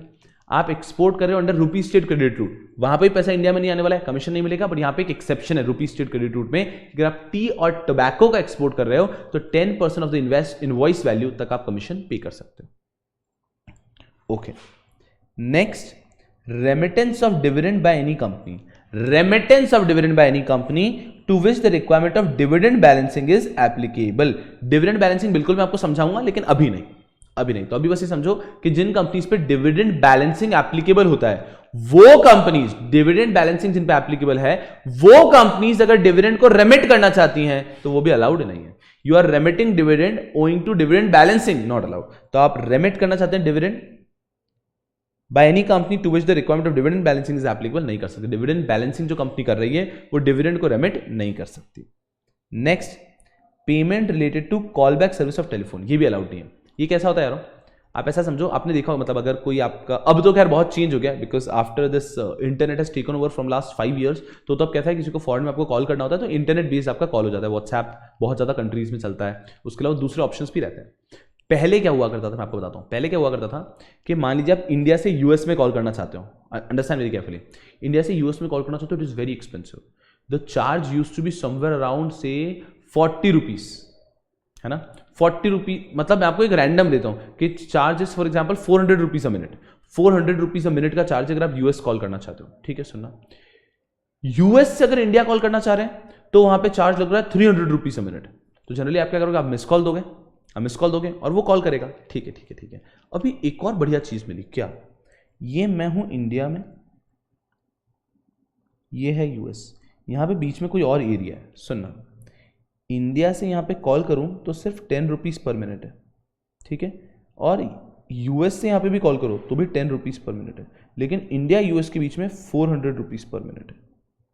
तो ऐसी जो जगह होती है वो आपको एक फीचर देते हैं कॉल बैक सर्विस का। इसमें क्या होता है, you give them a call and you tell them कि यार एक काम करो, मुझे इस व्यक्ति से यूएस में कनेक्ट करना है, I want to connect to this person in US. This entity will call you both, they will call you both and they will connect your call, और यहां पे आप लेस देन हाफ या उससे भी कम में बात कर पाते हैं, इस टाइप के ट्रांजैक्शन का आता है कॉल बैक सर्विस। तो कॉल बैक सर्विस के बहुत सारे मोड्स होते हैं। दूसरा एग्जांपल देता हूं कैसे कॉल बैक सर्विस हो सकता है, वो और आसान है बच्चों के समझने के लिए। आप ऐसा समझ लो, अगर एक व्यक्ति ने यहां से इंडिया से यूएस कॉल कर रहा है तो उसके बहुत ज्यादा चार्जेस है, लेकिन यहां पर अगर कोई दूसरी एंटिटी आ जाती है जिससे अगर आपको कॉल किया तो चार्जेस बहुत कम है। So you just give them a call और अ मैसेज और a way in which you tell them कि हाँ I want to connect to this particular person. ये एंटिटी, भले ये एंटिटी यूएस की भी हो सकती है, ये एंटिटी यूएस में उस व्यक्ति और आपको कनेक्ट कर देगी। तो ये आपको वापस कॉल आता है, मतलब यू गेट अ कॉल और अरे आप, और फिर आप बात कर सकते, you get a call and on the other side that person is there. So ये जो बीच वाली एंटिटी है, इसने आपको भी कॉल किया, इसने उसको भी कॉल किया और दोनों के कॉल को कनेक्ट कर दिया है बस। क्योंकि इस तरह से जो चार्जेस होते हैं वो बहुत कम हो जाते हैं। ये आज की तारीख में बिल्कुल रिडंडेंट हो चुका है। वाई रिडंडेंट हो चुका है? बिकॉज यार अब तो क्या कॉल के चार्जेस क्या वैसे ही नेग्लिजिबल हो चुके हैं, बट एक जमाने में कॉल बैक सर्विस भी एक सर्विस हुआ करती थी। अब इसमें नुकसान क्या होता है समझना, इसमें नुकसान ये होता है कि भारत सरकार का, इंडियन गवर्नमेंट का तो नुकसान हो गया ना। पहले अगर ये व्यक्ति डायरेक्टली कॉल करता है तो इनकम तो इंडियन गवर्नमेंट की होती है, अब जब कॉल बैक सर्विस ले रहा है तो यहां से कॉल आ रहा है ना, प्रैक्टिकली कॉल बैक सर्विस में तो हमने उनको इंटीमेट कर दिया कि आप कॉल करो, है ना। तो एक एंटिटी है वो आप दोनों को कॉल करेगी और फिर आप बात कर सकते हो। So you rather than calling you getting a call back. तो ये जो कॉल बैक सर्विस थी ये कोई भी गवर्नमेंट को पसंद, governments were always against it, because इससे उनका तो रेवेन्यू जाता था ना। देखो अगर हम कॉल करते हैं, ठीक है, तो will be receiving some money, but call back के अंदर तो हमें और पैसा देना पड़ रहा है। गवर्नमेंट के आउटलुक से तो होगा ना, पैसा देना पड़ रहा है, फॉरेन एक्सचेंज जाएगा। तो कॉल बैक सर्विसेज अब प्रैक्टिकली रिडंडेंट भी हो चुकी है, बट जब ये थी तब फेमा के प्रोहिबिटेड लिस्ट में थी कि आप कॉल बैक सर्विस की पेमेंट करने के लिए पैसे मांग हमसे। Never ask money for making the payment of call back services, because ये तो आप गवर्नमेंट को वैसे ही बेवकूफ बना रहे हो, और गवर्नमेंट को बेवकूफ बना रहे हो और उसके लिए गवर्नमेंट से ही पैसे मांग रहे हो। हाँ पापा 15 रुपए दे देना, एक माइल्ड पी के आता हूं, चलेगा क्या? अरे कैसी बातें कर रहे हो, अगर आप माइल्ड पी रहे हो, वैसे तो पियो ही मत, और पी रहे हो तो उसके लिए क्या पैसे लेना होगा पापा के पास? So something which is anyways against the government, for that you cannot ask for foreign exchange by the government itself. अच्छा, बहुत अच्छी बात है। आगे क्या? Last point, remittance of interest income on funds held in non resident special rupee scheme account. Non resident special rupee scheme account, ये एक account है which is for non resident. इस पे जो इंटरेस्ट इनकम है, इस पे जो फंड्स हैं, उस पे जो इंटरेस्ट इनकम है, वो भी अगर आप रेमिट करना चाहते हो तो that is also not allowed. अब इन्होंने क्या कर दिया समझना अच्छे से, बहुत सारे करंट अकाउंट ट्रांजैक्शंस को प्रोहिबिट कर दिया। सर ये बहुत सारे, सर ये हम याद नहीं रख पाएंगे। मैं आपको क्या कह रहा हूं, अभी मैंने आपको बोला क्या याद करो, अभी मैं आपको क्या चाहता हूं, आप अच्छे से एक बार इनको देखो समझो, अच्छे से आप देखो और समझो। मैं आपको पास्ट ईयर क्वेश्चंस भी दिखाऊंगा तो आपको समझेगा कि यू नॉट इवन रिक्वायर्ड कि आप पूरा रेक्टिफाई करो उसको, but I want you people to get a fair idea for sure. समझना भी अच्छे से समझो, ठीक है। आज का पूरा लेक्चर सिर्फ मैंने ओवरव्यू के लिए रखा है, तो मैं आपसे कुछ अपेक्षा नहीं करता हूं कि आपको 100% समझ में आ रहा है। मैं जो पढ़ा रहा हूं अगर आपको भी 10-20% भी एब्जॉर्ब हो रहा है तो ये बोनस है। तो मैं जो कह रहा हूं अच्छे से समझना, बस विदाउट एनी प्रेशर समझो, ठीक है। हमने पढ़ा सबसे पहले कैपिटल अकाउंट ट्रांजैक्शन में हमने कैटेगरी पढ़ी, prohibited category, regulated category, freely permissible category. वहां पे प्रोहिबिटेड में 5 आइटम्स थे, उनको बिल्कुल प्रोहिबिटेड है, वो तो कर ही नहीं सकते। फिर 2 फ्रीली परमिसिबल है, कोई इशू नहीं है, बहुत परमिट, जो करना है करो, 2 ट्रांजैक्शन, और बाकी सारे आ जाएंगे रेगुलेटेड में कि उसके अलावा आपको कोई भी कैपिटल अकाउंट ट्रांजैक्शन करना है तो आरबीआई का अप्रूवल लगेगा। फिर हमारे करंट अकाउंट ट्रांजैक्शन में यहां पे हमें कितने दिख रहे हैं 1 2 3 4 5 6 प्रोहिबिटेड ट्रांजैक्शन है। यहां पे 6 प्रोहिबिटेड ट्रांजैक्शन है, समझना अच्छे से। पहला हो गया हमारा वही लॉटरी वगैरह का, लॉटरी रेसिंग, कहीं से भी कोई इनकम आई है या फिर लॉटरी के टिकट खरीदने के लिए स्वीपस्टेक में, फुटबॉल पूल्स में आपको रेमिट करना है पैसा, ये सब अलाउड नहीं है। फिर जो 2 पॉइंट है वो कमीशन के हो गए, कमीशन ऑन एक्सपोर्ट, कि आपको एक्सपोर्ट पे कमीशन पे करना है। आप नहीं कर सकते अगर वो पैसा इंडिया में नहीं आ रहा है, रुपी स्टेट क्रेडिट स्कीम के तहत आप एक्सपोर्ट कर रहे हो, आप एक्सपोर्ट पे कमीशन नहीं दे सकते। रुपी स्टेट क्रेडिट रूट में अगर आप एक्सपोर्ट कर रहे हो तो एक एक्सेप्शन है उसका कि अगर आप टोबैको या टी एक्सपोर्ट कर रहे हो तो 10% तक commission allowed of invoice value. Wonderful, ये 2 पॉइंट हो गए। फिर आया एक डिविडेंड बैलेंसिंग का कंसेप्ट, कॉल बैक सर्विस का कंसेप्ट और नॉन रेसिडेंट स्पेशल रुपी अकाउंट। अगर डिविडेंड बैलेंसिंग आपकी कंपनी पर एप्लीकेबल है तो वो डिविडेंड पे करने के लिए, डिविडेंड के लिए पैसा रेमिट नहीं कर सकती है। कॉल बैक सर्विस के पेमेंट के लिए आप पैसा रेमिट नहीं कर सकते हो। And the last thing is कि अगर आपका ये अकाउंट है नॉन रेसिडेंट स्पेशल रुपी स्कीम अकाउंट तो इसका इंटरेस्ट भी आप रेमिट नहीं कर सकते, इसका इंटरेस्ट भी आप रेमिट नहीं कर सकते हो। ये 6 चीजें are under prohibited transaction under current account transaction. I am repeating again and again. I'll be teaching FEMA with a very completely different outlook. और जिस दिन मैं बोलूंगा कि FEMA खत्म होता है उस दिन आप सबके दिलो दिमाग में FEMA का एक एक वर्ड बैठा होगा, ये मैं श्योर करता है। बट तब तक you have to blindly do what I say. एकदम कंफर्टेबली करो। I have a strategy for FEMA, तो उस तरह से हम आगे बढ़ रहे हैं। एकदम ब्लाइंडली पहले इस पूरे टॉपिक अच्छे से ले लो। अगर आपने एक टॉपिक के अंदर घुस गए सीधा, मैं आपको कह रहा हूं कि कुछ समझ ही नहीं आने वाला है। You need to understand okay कि इस तरह के ट्रांजैक्शन से सारे, अब हम आगे सारे ट्रांजैक्शन को डेप्थ में पढ़ने वाले हैं, ठीक है, टू बी वेरी क्लियर कि हाँ ये सारे ट्रांजैक्शन हैं। पहले दिमाग में मेंटल क्लैरिटी बहुत जरूरी है FEMA की। Okay, so where were we? हमने देखा कि ठीक है भाई साहब, capital account transaction, current account transaction. Capital account transaction refers to those transaction wherein there is any alteration of asset and liability outside India of a person resident in India और asset and liability in India of a person resident outside India। यहां पे अगर alteration हो रहा है, asset change हो रहा है, liability चेंज हो रहा है, तो वो कैपिटल अकाउंट ट्रांजैक्शन है। Any transaction which is not covered under capital account transaction is a current account transaction। ठीक है, कैपिटल अकाउंट ट्रांजैक्शन में 3 कैटेगरीज देखी, प्रोहिबिटेड, रेगुलेटेड, फ्रीली परमिसिबल। 2 चीजें फ्रीली परमिसिबल है, अमोर्टाइजेशन ऑफ लोन बोलो और depreciation of investment, ये freely permissible, इसमें आपको कुछ परमिशन नहीं लेनी है, बहुत अच्छी बात है। प्रोहिबिशन के अंदर फिर 5 चीजें हमने देखी, उसमें हमने निधि देखा, चिट देखा, ऐसे हमने 4-5 देखा, TDR देख लिया, कंस्ट्रक्शन, रियल एस्टेट देख लिया, प्लांटेशन देख लिया। ये सब चीजें जो है ना, यहां सब में फार्मिंग वगैरह, यहां सब जगह पे आपके प्रोहिबिटेड है कैपिटल अकाउंट ट्रांजैक्शन। फिर मैं करंट अकाउंट ट्रांजैक्शन में, करंट अकाउंट में भी 3 कैटेगरीज हैं, prohibited, regulated and freely permissible. Prohibited, regulated and freely permissible. हमने प्रोहिबिटेड में 6 पॉइंट्स देखे कि जो गैम्बलिंग का पैसा है वो आप नहीं ला सकते, गैम्बलिंग के लिए प्रोसीज नहीं दे सकते, कमीशन ऑन एक्सपोर्ट नहीं दे सकते अगर आप पैसा इंडिया में नहीं ला रहे हो, कमीशन ऑन एक्सपोर्ट नहीं दे सकते अगर रुपी स्टेट स्कीम में आप कर रहे हो, लेकिन वहां पे टी और टोबैको का 10% तक अलाउड है। फिर डिविडेंड बैलेंसिंग अगर आपकी कंपनी पे एप्लीकेबल है तो डिविडेंड का पैसा भी आप नहीं दे सकते, कॉल बैक सर्विसेज का पैसा नहीं दे सकते। एंड लास्ट पॉइंट के अगर आपका एक नॉन रेसिडेंट स्पेशल रुपी स्कीम अकाउंट है तो उसके अंदर जो इंटरेस्ट इनकम है वो भी आप नहीं दे सकते। नहीं, अभी भी संघर्ष खत्म नहीं हुआ है। मैं अभी भी कह रहा हूं 100% फोकस के साथ में यहां पे बने रहना, 100% फोकस। चलो, अब हम आना चाह रहे हैं रेगुलेटेड ट्रांजैक्शन पे। रेगुलेटेड ट्रांजैक्शन के अंदर मैं क्या बता रहा हूं, regulated transaction where approval of central government is required. So there are certain current account transaction, अगर आपको वो करना है तो you need to take central government का अप्रूवल। क्या पढ़ा रहा हूं मैं? येलो वाला, ठीक है। मैं आपको क्या पढ़ा चुका हूं? रेड वाला पढ़ा दिया मैंने अभी, प्रोहिबिटेड पढ़ा दिए। अब मैं आपको रेगुलेटेड पढ़ा रहा हूं कि करंट अकाउंट ट्रांजैक्शन में कौन कौन से रेगुलेटेड है। रेगुलेटेड मतलब ये इनमें से कोई भी चीज करनी है तो आपको सेंट्रल गवर्नमेंट का अप्रूवल लेना है। जो मैं बताने वाला हूं, इनमें से कोई भी चीज करनी है तो सेंट्रल गवर्नमेंट का अप्रूवल लेना है, केयरफुली समझना। चलो, अगर आपको कल्चरल टूर्स करने,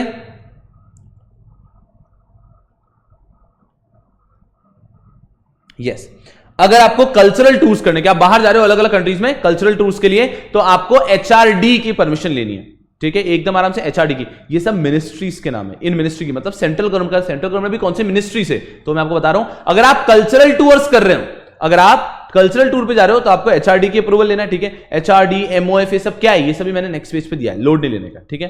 HRD की परमिशन लेनी है अगर कल्चरल टूर कर रहे हो, ठीक है। तो अगर कोई भी व्यक्ति करंट अकाउंट ट्रांजैक्शन में कल्चरल टूर्स करना चाहता है तो HRD की अप्रूवल से कर सकता है, ओके। नेक्स्ट, आप अगर कोई भी प्राइज मनी या स्कॉलरशिप अब्रॉड देना चाहते हैं, रेमिटेंस ऑफ प्राइज मनी और स्कॉलरशिप अब्रॉड, आपने कोई स्कॉलरशिप दी अब्रॉड में, अफ्रीका के अंदर आपने अनाउंस कर दिया कि इतने बच्चों को हम पढ़ाई फ्री में देंगे, इतना हम देंगे स्कॉलरशिप, या फिर आपने कोई भी प्राइज रखा था, आप वो प्राइज दे रहे हैं, तो आप प्राइज मनी या स्कॉलरशिप दे रहे हैं अब्रॉड में, तो आप दे सकते हैं with the permission of HRD. कितना? एक्सीडिंग $1 1 लाख। मतलब अगर आपका अमाउंट $1 1 लाख से ज्यादा है तो आपको परमिशन लेना है, अगर आपका $1 1 लाख से कम है तो आपको परमिशन की भी जरूरत नहीं। कब परमिशन की जरूरत है? अगर आप प्राइज मनी दे रहे हैं या स्कॉलरशिप अब्रॉड दे रहे हैं एक्सीडिंग $1 1 लाख। अगर $1 लाख से ज्यादा आप रेमिट कर रहे हैं प्राइज मनी के तौर पे या स्कॉलरशिप के तौर पे, तो आपको एचआरडी का अप्रूवल लेना है, अदरवाइज एचआरडी के अप्रूवल की भी कोई आवश्यकता नहीं। This is not applicable on international national sports level sports bodies, कि अगर आप इंटरनेशनल नेशनल या स्टेट लेवल स्पोर्ट्स बॉडीज को कुछ पैसा देना चाहते हैं तो आप दे सकते हैं, ठीक है ना, ये उनके ऊपर एप्लीकेबल नहीं। Next, advertisement in foreign print media. आपको अपना एडवर्टीजमेंट करना है फॉरेन प्रिंट मीडिया पे, कि आपको अब्रॉड में अपना एडवर्टीजमेंट करना है, कर सकते हो। कौन? By state and it's public sector undertaking. अगर कोई भी स्टेट या पब्लिक सेक्टर अंडरटेकिंग अपना एडवर्टीजमेंट करना चाहता है फॉरेन मीडिया में एक्सीडिंग $10,000, एक्सीडिंग $10,000, तो आपको अप्रूवल लेना होगा एमओएफ का।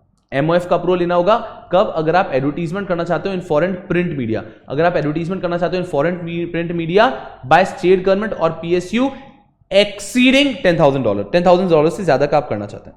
ठीक है सर, ठीक है ठीक है ठीक है।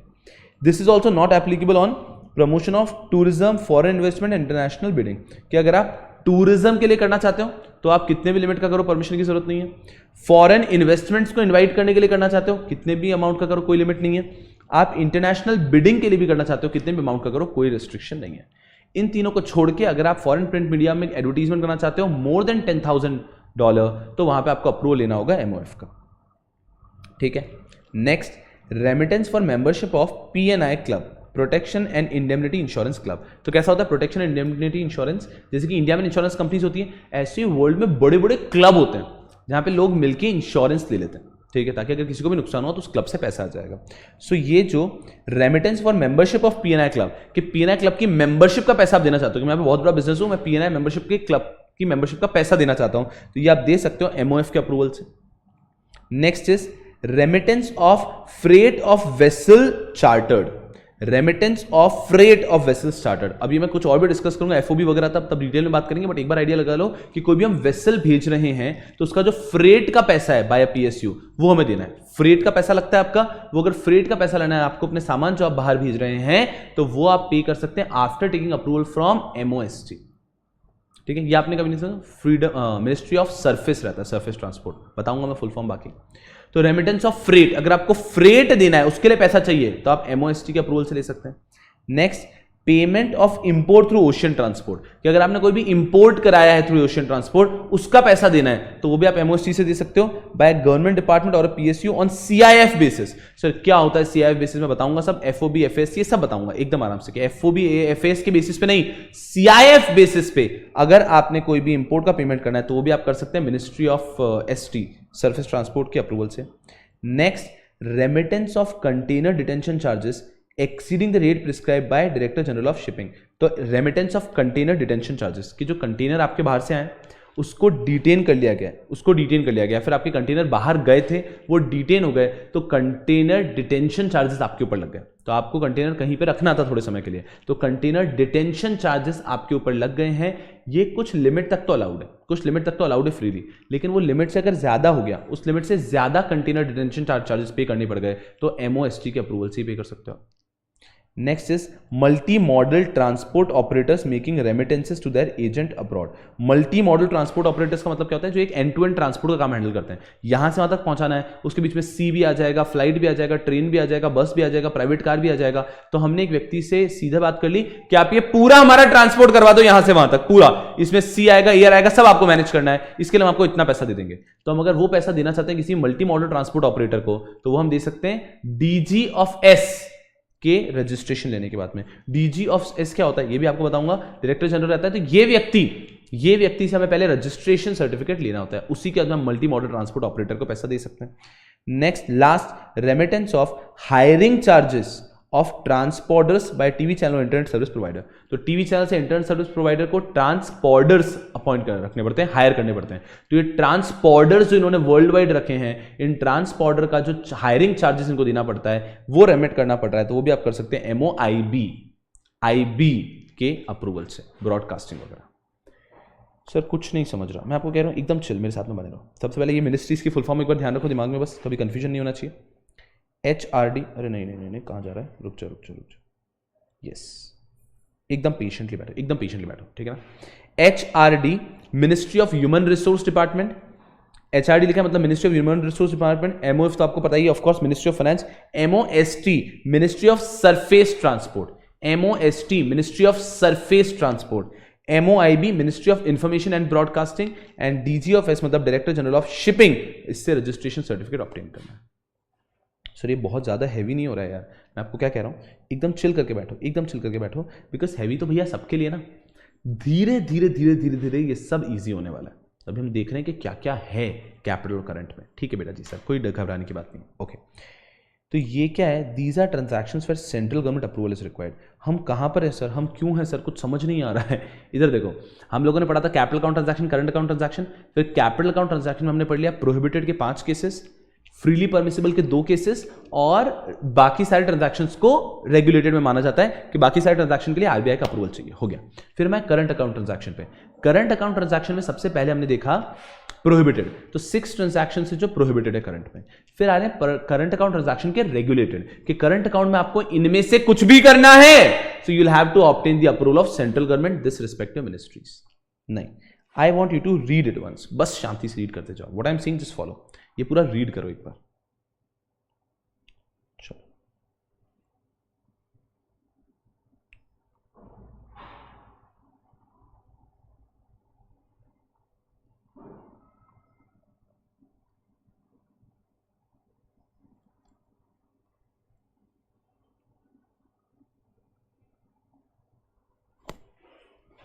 Just read it once.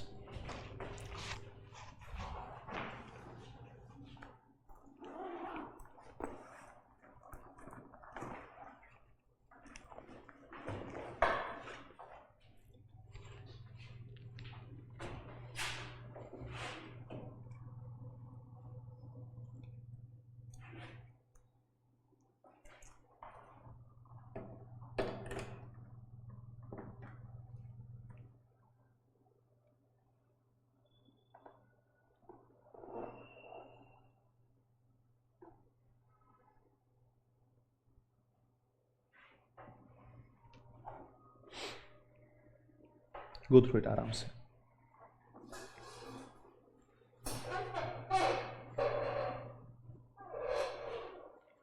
ये सुनो, पहले ही बोला मैंने आप सबको, आज के लेक्चर को कुछ भी नहीं, आज का लेक्चर बस मैं जो बोल रहा हूं वो आंखें बंद करके सिट बैक, रिलैक्स, जो मैं कह रहा हूं वो कर लो बस, ठीक है।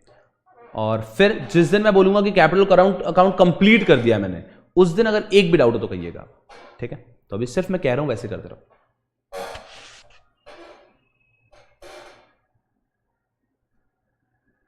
चल ठीक है बेटा जी, चल तो एक बार रीड किया आपने, एक आइडिया, एक रफ आइडिया लग रहा है कि अगर किसी भी व्यक्ति को कल्चरल टूर्स करने हैं तो HRD का अप्रूवल लेना पड़ेगा।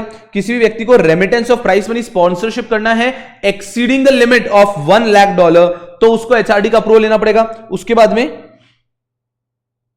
यस अग्रवाल साहब सही कह रहे हैं, और ये पूरा मैं डिस्कशन करूंगा तो लोड मत लो। अभी मैंने आपको बताया, उसके बाद मैं एक एक पे डिस्कशन करने वाला हूं आगे, तो जब मैं डिटेल में डिस्कशन करूंगा तो वो सब चीजों की बात करूंगा कि आपका जो CIF है, कॉस्ट इंश्योरेंस फ्रेट वगैरह, वो सब क्या है पूरा डिटेल में, ठीक है। तो चिल करो भी। HRD remittance of prize money, remittance of prize money कर रहे हैं आप, अगर मान लीजिए स्कॉलरशिप दे रहे हैं तो भी आपको HRD का अप्रूवल लेना है अगर $1 लाख से ज्यादा है। लेकिन वहीं अगर कोई भी international national sport level sports body कर रहा है तो उसके ऊपर रेस्ट्रिक्शन नहीं है। नेक्स्ट MOF एडवर्टीजमेंट, अगर आपको एडवर्टीजमेंट करना है फॉरेन प्रिंट मीडिया में, किसको करना है, हमारे स्टेट गवर्नमेंट या पब्लिक सेक्टर अंडरटेकिंग को, तो इसके ऊपर भी अगर आप $10,000 से ज्यादा करते हैं तो उसके ऊपर आपको अप्रूवल लेना पड़ेगा, अदरवाइज अप्रूवल की जरूरत नहीं है, अप्रूवल लेना होगा मिनिस्ट्री ऑफ फाइनेंस पे। और वो भी अगर आप हमारे टूरिज्म को प्रमोट करने के लिए कर रहे हैं, फॉरेन इन्वेस्टमेंट के लिए कर रहे हैं, इंटरनेशनल बिडिंग के लिए कर रहे हैं, तो आपको अप्रूवल की रिक्वायरमेंट नहीं है। Next is what, MOF if at all you are making any remittance for membership of P&I club, कि वहां पे अगर आप P&I क्लब की मेंबरशिप के लिए पैसे दे रहे हैं तो भी आप दे सकते हैं with the approval of MOF। Next is remittance of freight of vessel chartered by PSU MOSC. Next payment of import through ocean transport, आपने ओशियन ट्रांसपोर्ट थ्रू कुछ इंपोर्ट कराया है, MOSC again by government department of PUC on CIF basis. Remittance of container detention charges, कि अगर आपने container detention charges pay किए exceeding the limit given, then also you have to take approval from एमओएसटी। Next is multi modal transport, अगर आपने multi modal transport के agent को पैसे दिए हैं तो आप दे सकते हैं विद द अप्रूवल व्हाट, नहीं उसके लिए रजिस्ट्रेशन चाहिए होता है, डायरेक्टर जनरल ऑफ आपका एस बोले तो क्या था हमारा, शिपिंग। नेक्स्ट इज एमओआईबी, अगर आप हायरिंग चार्जेस ऑफ ट्रांसपोर्टर्स पे कर रहे हैं तो उसके लिए आपको एमओआईबी, मिनिस्ट्री ऑफ, हमने पढ़ा था इंफॉर्मेशन एंड ब्रॉडकास्टिंग, उसके लिए आपको इनका अप्रूवल लेना होगा। ठीक है सर, आप बोल रहे हो तो देख लिया, ठीक है। हम कहां है समझना भी, सुनना सुनना सुनना, हम कहां पे थे अभी तक, इसको भी इग्नोर करो, रुको, हम कहां पर थे अभी तक, हमने कैपिटल अकाउंट ट्रांजैक्शन का प्रोहिबिटेड, रेगुलेटेड और एंड में परमिसिबल देख लिया था, तो रेड येलो ग्रीन देख लिया हमने। सर कैपिटल अच्छा था, इजी था कि 5 प्रोहिबिटेड है, 2 फ्रीली परमिसिबल है, बाकी सारे रेगुलेटेड है, बाकी सबके लिए आरबीआई का अप्रूवल चाहिए। करंट उतना स्ट्रेट नहीं है, करंट में सबसे पहले प्रोहिबिटेड में 6 पॉइंट आ गए, रेगुलेटेड में आया कि ये जो स्पेसिफाइड ट्रांजैक्शन है ये अगर आपको करना है तो सेंट्रल गवर्नमेंट का अप्रूवल लेना पड़ेगा। अब मैं रेगुलेटेड में ही और हूं कि कुछ ट्रांजैक्शन से वो करना होगा तो आपको आरबीआई का अप्रूवल लेना पड़ेगा। देखो क्या पढ़ा रहा हूं, अभी मैं रेगुलेटेड में ही हूं, रेगुलेटेड में अभी तक क्या पढ़ाया कि वो ट्रांजैक्शन करने के लिए सेंट्रल गवर्नमेंट का अप्रूवल लेना पड़ेगा। अब मैं पढ़ा रहा हूं वो ट्रांजैक्शन जिनको करने के लिए आपको आरबीआई का अप्रूवल लेना पड़ेगा। रेगुलेटेड में ही हूं अभी मैं, करंट अकाउंट के रेगुलेटेड में। Regulated transaction where approval of RBI is required, देखना क्या लिखा है, अप्रूवल ऑफ आरबीआई। सुनना सुनना सुनना, फॉर इंडिविजुअल्स, एक व्यक्ति के लिए कब कब approval of RBI is required. वो जो मैंने आपको अप्रूवल ऑफ सेंट्रल गवर्नमेंट पढ़ाया तो मोस्टली था, देखो आप उसमें देखोगे ना, तो by PSU, by government department, by state government. तो नॉर्मली अगर गवर्नमेंट्स को, अगर हमारी गवर्नमेंट को या ऐसे किसी व्यक्ति को या फिर कुछ दूसरे वाले भी थे, उन्हें अगर उन स्पेसिफाइड चीजों के लिए परमिशन चाहिए तो सेंट्रल गवर्नमेंट की लेनी पड़ती है। बट अदरवाइज रेगुलरली, अब ये आपको इजी लगेंगे, ये जो रेगुलरली हम लोग फेस करते हैं ना, उसके लिए आपको आरबीआई का अप्रूवल लेना है, ठीक है। तो उन ट्रांजैक्शंस के लिए, मतलब करंट अकाउंट ट्रांजैक्शन में रेगुलेटेड में भी 2 कैटेगरी है। Yes, you have to take central government approval for these transaction and RBI approval for these transaction. Now RBI approval में पढ़ रहे हैं फॉर इंडिविजुअल्स, हमारे लिए कौन से ट्रांजैक्शन, कौन से करंट अकाउंट ट्रांजैक्शन के लिए हमें आरबीआई का अप्रूवल लेना पड़ता है। पहला, private visit to any country except Nepal and Bhutan. अगर हम किसी भी कंट्री का विजिट करना चाहते हैं एक्सेप्ट नेपाल एंड भूटान तो हमको अप्रूवल। नेपाल भूटान तो अपने ही आप मान लो, ये अपन पता, अगर नेपाल आप जाओगे ना कभी तो ये चलते चलते नेपाल पहुंच जाते आपको पता भी नहीं चलता नेपाल में आ गए। हाँ, so private visit to any country except Nepal and Bhutan, Nepal Bhutan छोड़ के किसी भी कंट्री में प्राइवेट विजिट करना है इंडिविजुअल को तो आरबीआई के अप्रूवल से कर सकता है। नेक्स्ट, गिफ्ट और डोनेशन, आपको किसी भी कंट्री में इंडिविजुअल को कुछ गिफ्ट करना है, डोनेशन करना है तो आरबीआई के अप्रूवल से होगा। गोइंग अब्रॉड फॉर एम्प्लॉयमेंट, अगर आप बाहर एम्प्लॉयमेंट के लिए जाना चाहते हैं, तो भी आरबीआई के अप्रूवल से आप जा सकते हैं। इमिग्रेशन कर रहे हैं, इमिग्रेशन थोड़ा सा परमानेंट इन नेचर है कि आप इमिग्रेशन कर रहे हैं अब्रॉड में, आरबीआई के अप्रूवल से होगा। Maintenance of close relative abroad, आप एक क्लोज रिलेटिव के मेंटेनेंस देते हैं, पैसा देते हैं, उसका घर चलता है, that is also you can do by RBI का approval. Next is travel for business और अटेंडिंग अ कॉन्फ्रेंस और स्पेशलाइज्ड ट्रेनिंग और फॉर मीटिंग मेडिकल एक्सपेंसेस और चेकअप अब्रॉड और for accompanying as attendant to a patient going abroad for medical treatment और expense और checkup, ये सब चीजें भी आप कर सकते हैं, इनके लिए पैसा भी दे सकते हैं बाय आरबीआई अप्रूवल। वापस रीड करते हैं, ट्रैवल फॉर बिजनेस, बिजनेस के लिए ट्रैवल कर रहे हैं, ठीक है, आरबीआई के अप्रूवल से कर सकते हो। अटेंडिंग अ कॉन्फ्रेंस, हम कॉन्फ्रेंस अटेंड करने के लिए जा रहे हैं, आरबीआई के अप्रूवल से कर सकते हैं। या फिर स्पेशलाइज्ड ट्रेनिंग, हम ट्रेनिंग के लिए जा रहे हैं या फिर मेडिकल एक्सपेंस के लिए जा रहे हैं, इन सब चीज़ों के लिए अगर हमें पैसा चाहिए तो हम आरबीआई से ले सकते हैं कि मैं फॉरेन जा रहा हूँ, ट्रैवल टूर पे जा रहा हूँ, मैं कोई ट्रेनिंग के लिए जा रहा हूँ, मैं कॉन्फ्रेंस के लिए जा रहा हूँ, मैं एक मेडिकल एक्सपेंस के लिए जा रहा हूँ, मेरे मेडिकल के लिए चेकअप के लिए जा रहा हूँ अब्रॉड, या फिर मैं कोई और व्यक्ति को साथ में लेके जा रहा हूँ, इन सब चीज़ों के लिए अगर आपको पैसा चाहिए तो आरबीआई के अप्रूवल से आप लेके कर सकते हो। Next, expense in connection with medical treatment abroad, के बाहर कोई भी मेडिकल ट्रीटमेंट कराया आपने, तो उसका जो खर्चा है। सर पिछले पॉइंट में था कि एक व्यक्ति चेकअप कराने जा रहा है या किसी व्यक्ति कोई जो मेडिकल ट्रीटमेंट कर रहा है उसके साथ में अकंपनी करने के लिए कोई जा रहा है तो उसके पैसे आरबीआई के अप्रूवल से जा सकते हैं। और वहां जो आपका एक्चुअली हॉस्पिटल में खर्चा हुआ, expense in connection with medical treatment abroad, ये जो है ये भी आरबीआई के अप्रूवल से हो सकता है। लास्ट, स्टडीज अब्रॉड, कि आपका बेटा मतलब आप में से कोई भी मान लीजिए अब्रॉड घूमने जाना, अब्रॉड में पढ़ाई करने जाना चाहता है, घूमने पढ़ाई सब सेम ही होता है, तो वहाँ पे आप पढ़ाई करने जाना चाह रहे हैं 2 साल के लिए, उसका आपका 25 लाख रुपए का खर्चा आया, तो ये भी आप कर सकते हैं विद आरबीआई का अप्रूवल। ये वो चीज़ है जिसमें आरबीआई जनरली अप्रूवल दे ही देता है, कोई प्रॉब्लम नहीं आती है, बिना किसी ट्रबलसम चीज़ के ये सब के लिए आरबीआई अप्रूवल दे देता है। और हम आगे देखेंगे कुछ चीज़ों के लिए तो अप्रूवल ऑटोमेटिकली भी हो जाता है। देखो नीचे क्या लिखा है, approval of RBI is required only if the amount exceeds $250,000, कि अगर आपका $250,000 से एक्सीड हो रहा है तो ही आरबीआई का अप्रूवल चाहिए, अदरवाइज नहीं चाहिए। तो अब मेरा क्या कहना है, आप स्टडीज अब्रॉड के लिए जा रहे हैं और आपका पूरा खर्चा $2.5 लाख में हो जाएगा, अप्रूवल लेने की जरूरत नहीं है। आप मेडिकल ट्रीटमेंट के लिए जा रहे हैं, पूरा खर्चा $2.5 लाख में हो जाएगा, अप्रूवल की जरूरत नहीं है। आप ये कॉन्फ्रेंस के लिए जा रहे हैं, $2.5 लाख में हो जाएगा, जरूरत नहीं है। आप किसी क्लोज रिलेटिव को $2.5 लाख तक दे रहे हो, कोई प्रॉब्लम नहीं है। इमिग्रेशन कर रहे हो और आपको सिर्फ $2.5 लाख चाहिए, कोई प्रॉब्लम नहीं है। आप अब्रॉड जा रहे हो एम्प्लॉयमेंट के लिए, आपको $2.5 लाख तक चाहिए, कोई प्रॉब्लम नहीं है।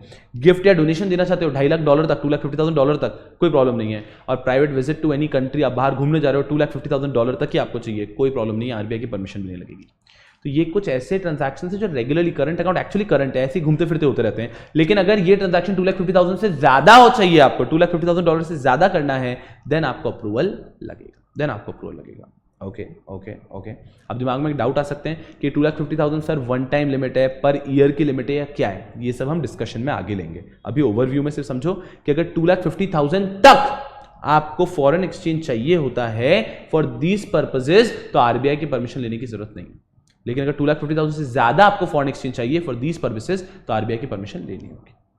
सर ये बीच में आपने कुछ ज्यादा बोल्ड में लिखे, immigration, expense in connection with medical treatment, studies abroad, ये आपको बाद में समझाऊंगा। इसके लिए एक लिबरलाइज रेमिटेंस स्कीम है, तो ये जो बोल्ड में लिखे उनके लिए एक लिबरलाइज रेमिटेंस स्कीम आती है जो हम डिस्कस करेंगे। तो बोल्ड पे कुछ और डिस्कशन भी होता है। सर सांस फूल गई सर, क्या करें सर? अब रुको, हिम्मत रखो अभी, ठीक है। कहां पर है हम लोग? करंट अकाउंट ट्रांजैक्शन में प्रोहिबिटेड पढ़ लिए 6 पॉइंट, रेगुलेटेड में पहले सेंट्रल गवर्नमेंट के अप्रूवल से जो कर सकते हो पढ़ लिए, अब आरबीआई के अप्रूवल से जो कर सकते हो पढ़ लिए फॉर इंडिविजुअल्स। अब आरबीआई के अप्रूवल से जो कर सकते हैं उसमें फॉर अदर देन इंडिविजुअल्स भी है, कि कुछ ट्रांजैक्शन से जो आप कर सकते हो अदर देन इंडिविजुअल्स। ओके, ये क्या है सर? ये तो बहुत सारे हैं, एकदम चिल करके बैठो, सुनना।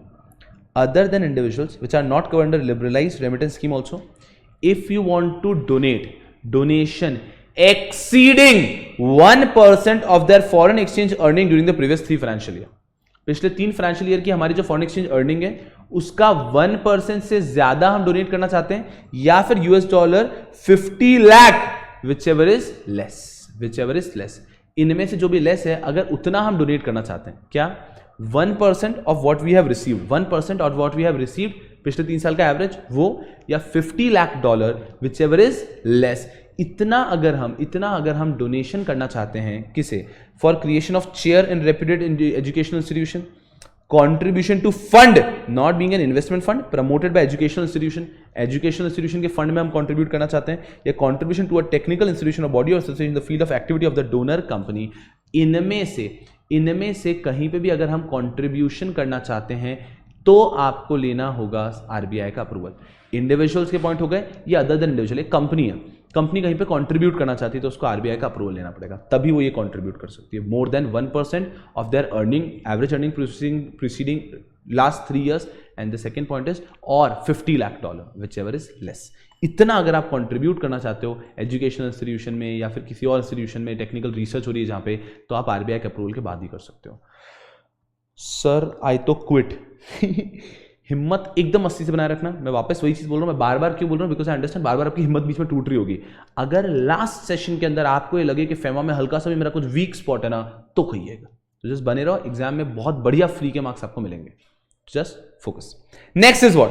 Next is commission per transaction to agents abroad for sale of residential flat और commercial plot in India exceeding $25,000 और 5% of the inward remittance whichever is more। समझ में आया कि अब्रॉड में एक एजेंट है, उसने मुझे कनेक्ट किया था कि यार मुझे इंडिया में कोई प्लॉट, मेरे क्लाइंट को इंडिया में कोई फ्लैट प्लॉट कोई जगह लेनी है, ठीक है, समझना अच्छे से। तो मैंने कहा रेसिडेंशियल फ्लैट या कमर्शियल प्लॉट, ठीक है, तो मैंने कहा ठीक है ये वाला फ्लैट है, ये बिकवा दो। उसने कहा मैं कमीशन लूंगा, मैंने कहा ठीक है। तो उसने मेरा फ्लैट जो इंडिया में है वो बिकवा दिया, मुझे उसको कमीशन देना पड़ेगा ना। अरे सुनो, फ्लैट बिकवाया, वो जो पैसा देगा वो तो कैपिटल अकाउंट ट्रांजैक्शन है ना। फ्लैट का जो वो पैसा देगा वो तो कैपिटल अकाउंट ट्रांजैक्शन है, वो नहीं। मैं करंट पढ़ रहा हूं कि मुझे उस एजेंट को जो कमीशन देना होगा वो कितना दे सकते हैं। देखो क्या लिखा है, कमीशन अगर मैं पे कर रहा हूं नॉट एक्सीड मैं पे कर रहा हूं एक्सीडिंग $25,000 और 5% ऑफ इनवर्ड रेमिटेंस। मतलब इनवर्ड रेमिटेंस मान लो वो बिका कितने में है, वो बिका है $1 लाख में, $1 लाख में बिका है, तो उसका 5% $5,000, तो 5% ऑफ द अमाउंट जो रेमिट होने वाला है और $25,000 विचएवर इज मोर, ये लिमिट आ गई। इससे ज्यादा अगर आपको कमीशन पे करना है तो आरबीआई का अप्रूवल लगेगा, इससे कम अगर आप कमीशन पे करें तो आरबीआई का अप्रूवल नहीं लगेगा। समझना अच्छे से क्या रहा है, $25,000 और 5% of the inward remittances whichever is more, ये लिमिट आ गई। इससे ज्यादा अगर आपको कमीशन पे करना है तो आरबीआई का अप्रूवल लगेगा, इससे कम कमीशन पे करना है तो आरबीआई का कोई अप्रूवल की आवश्यकता नहीं है। Okay, next, remittances exceeding $1 crore per project, $1 crore per project for any consultancy services in respect of infrastructure project। तो आप रेमिटेंसेस कर रहे हैं इतने बड़े अमाउंट का for consultancy service in respect of infrastructure project and $10 lakh पर project for other consultancy services procured from outside India. तो अगर आप $1 crore पर प्रोजेक्ट से ज्यादा दे रहे हैं in respect of consultancy for infrastructure project, या फिर $10 lakh for consultancy services for any other project, मतलब आप अगर इंफ्रा कर रहे हैं तो उसके लिए बहुत ज्यादा लिमिट है, दूसरे के लिए लिमिट कम है, और इतना ज्यादा कर रहे हैं प्रोक्योर्ड फ्रॉम आउटसाइड इंडिया, तो इंडिया के बाहर से आपने कंसल्टेंसी सर्विसेज लिए और वो इन लिमिट से ज्यादा है। इंडिया के बाहर से आपने कंसल्टेंसी सर्विसेज लिए फॉर इंफ्रास्ट्रक्चर प्रोजेक्ट आप समझते हो इंडिया में बहुत बड़ा अगर आप डेवलपमेंट कर रहे हैं डैम और इन सब चीजों का, उसके लिए आपने कंसल्टेंसी ली इंडिया के बाहर से, तो उसके लिए अगर आप पेमेंट कर रहे हो इस लिमिट से ज्यादा, लिमिट क्या है, $1 crore for infrastructure project and $10 lakh for other projects. तो इससे ज्यादा अगर आप कंसल्टेंसी का पैसा दे रहे हो बाहर तो वो उसके लिए भी आरबीआई का अप्रूवल चाहिए, इससे कम दे रहे हो तो आरबीआई का अप्रूवल नहीं चाहिए। And last point, remittances exceeding 5% of the investment brought into India or $1 lakh whichever is higher by an entity in India by way of reimbursement of pre-incorporation expenses। तो pre-incorporation expenses के नाम पे आप कितना पैसा ले सकते हो, आपका जो बाहर से रेमिटेंसेज हो रहा है उसका 5%, remittances exceeding the 5% of investment brought into India और $1 lakh whichever is higher। तो जो इंडिया के बाहर से आपने पैसा लिया उसका 5% या फिर $1 lakh, तो $1 lakh या 5% विच एवर इज हायर, ये लिमिट हो गया। इससे ज्यादा अगर आप पैसा ले रहे हो प्री इनकॉर्पोरेशन एक्सपेंस के नाम पे बाहर से, तो आपको आरबीआई का अप्रूवल चाहिए, इससे कम है तो आरबीआई का अप्रूवल नहीं चाहिए। सर जागा रहे हैं, बहुत लगातार आ रहे हैं, आई बी अंडरस्टैंडिंग भाई साहब, एकदम सर ये तो मतलब एकदम झंझोड़ दिए हमने खुद को। सर ये क्या हो रहा है, बस हिम्मत रखो 2 और मिनट के लिए। यहां पे ये खत्म होता है रेगुलेटेड ट्रांजैक्शन करंट अकाउंट वाले, इसके बाद में आता है फ्रीली परमिसिबल, उसमें कुछ नहीं पढ़ना है, क्या लिखा है, all other current account transactions are freely permissible, all other current account transactions are freely permissible.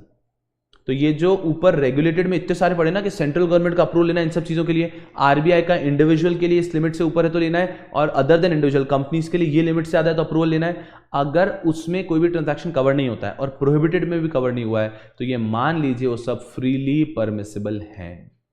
All other current account transactions are freely permissible. खत्म हो गया यहां पे जो मुझे आज पढ़ाना था बस। सर ये क्या है, ये एक चीट कोड है, ये एक चीट कोड है ऐसा समझो। हमने आज क्या पढ़ा, हमने आज पढ़ा कि sir current account capital account transaction होता है। पहले करंट अकाउंट की बात करता हूं, तो करंट अकाउंट ट्रांजैक्शन में 5 प्रोहिबिटेड है।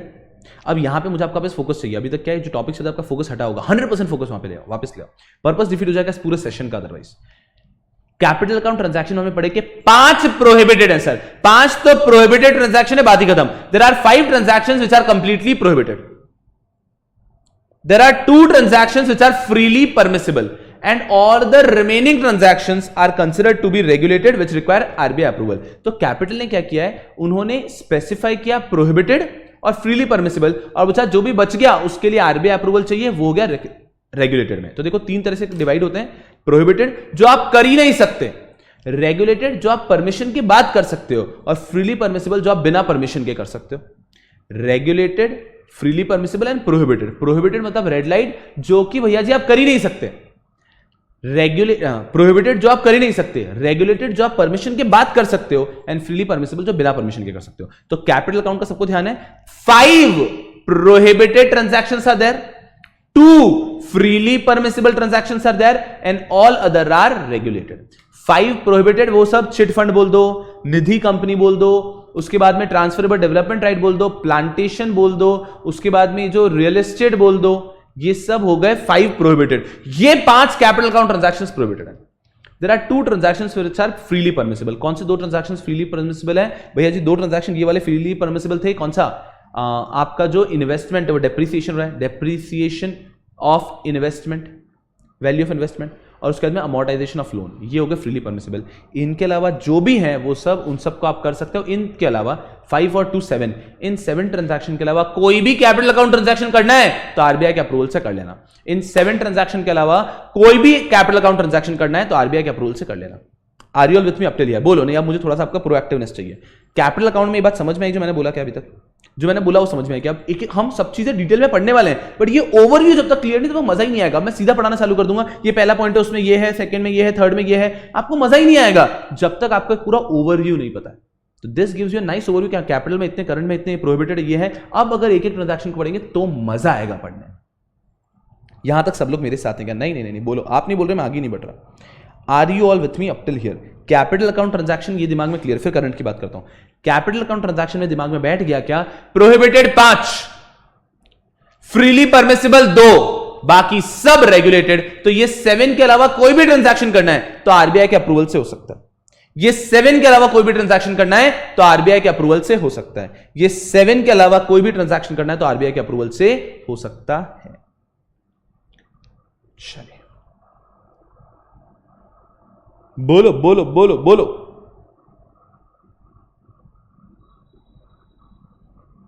चलिए वंडरफुल, यस।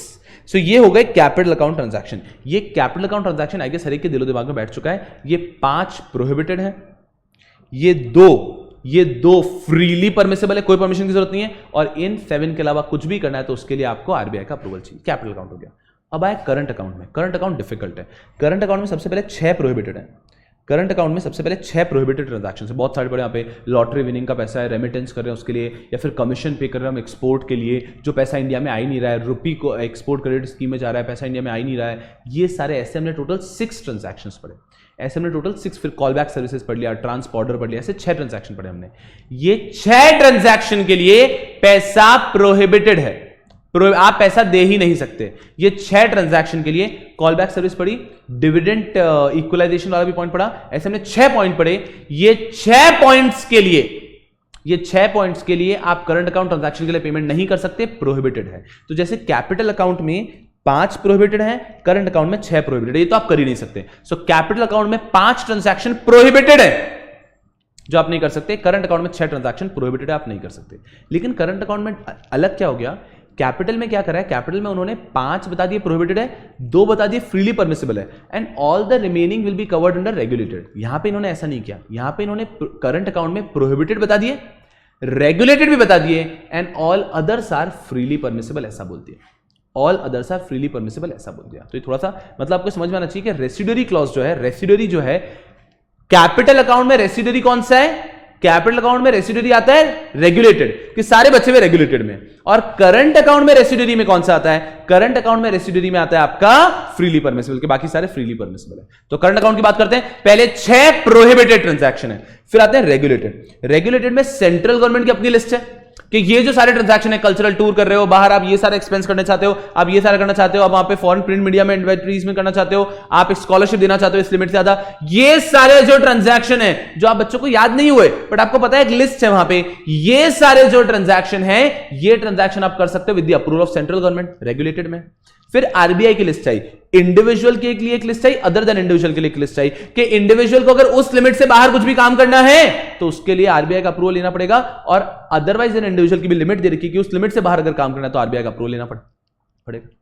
और फिर आता है इनका रेसिडुअरी क्लॉज कि एक पॉइंट जो ना प्रोहिबिटेड में कवर्ड है ना रेगुलेटेड में कवर्ड है या रेगुलेटेड में लिमिट से कम है, those are freely permissible transaction, those are freely permissible transaction, बाकी सारे ट्रांजैक्शन फ्रीली परमिसिबल है। I hope you people are understanding this chart. मेरा आज के पूरे सेशन का उद्देश्य सिर्फ आप बच्चों को ये समझाना था। अब मैं क्या करूंगा, अगले सेशन से मैं एक एक करके फोड़ूंगा कि करंट उठाया, कैपिटल उठाया, करंट उठाया, ये उसकी प्रोहिबिटेड है, इसको फोड़ा, फिर ये फोड़ा। तो जब तक आपको ओवरव्यू नहीं है तब तक मजा नहीं आता है। अब ओवरव्यू के साथ पढ़ोगे ना तो आपके माइंड में कैसा हो चुका है, प्लेसमेंट हो चुका है कि ये सब पढ़ना है। अब एक एक चीज को पढ़ेंगे तो वो ज्यादा बेटर तरीके से अब्सॉर्ब होगा। Trust me on that. You'll see normal students struggling with FEMA. I assure you, your position will be 5 times better than everyone else. 110%.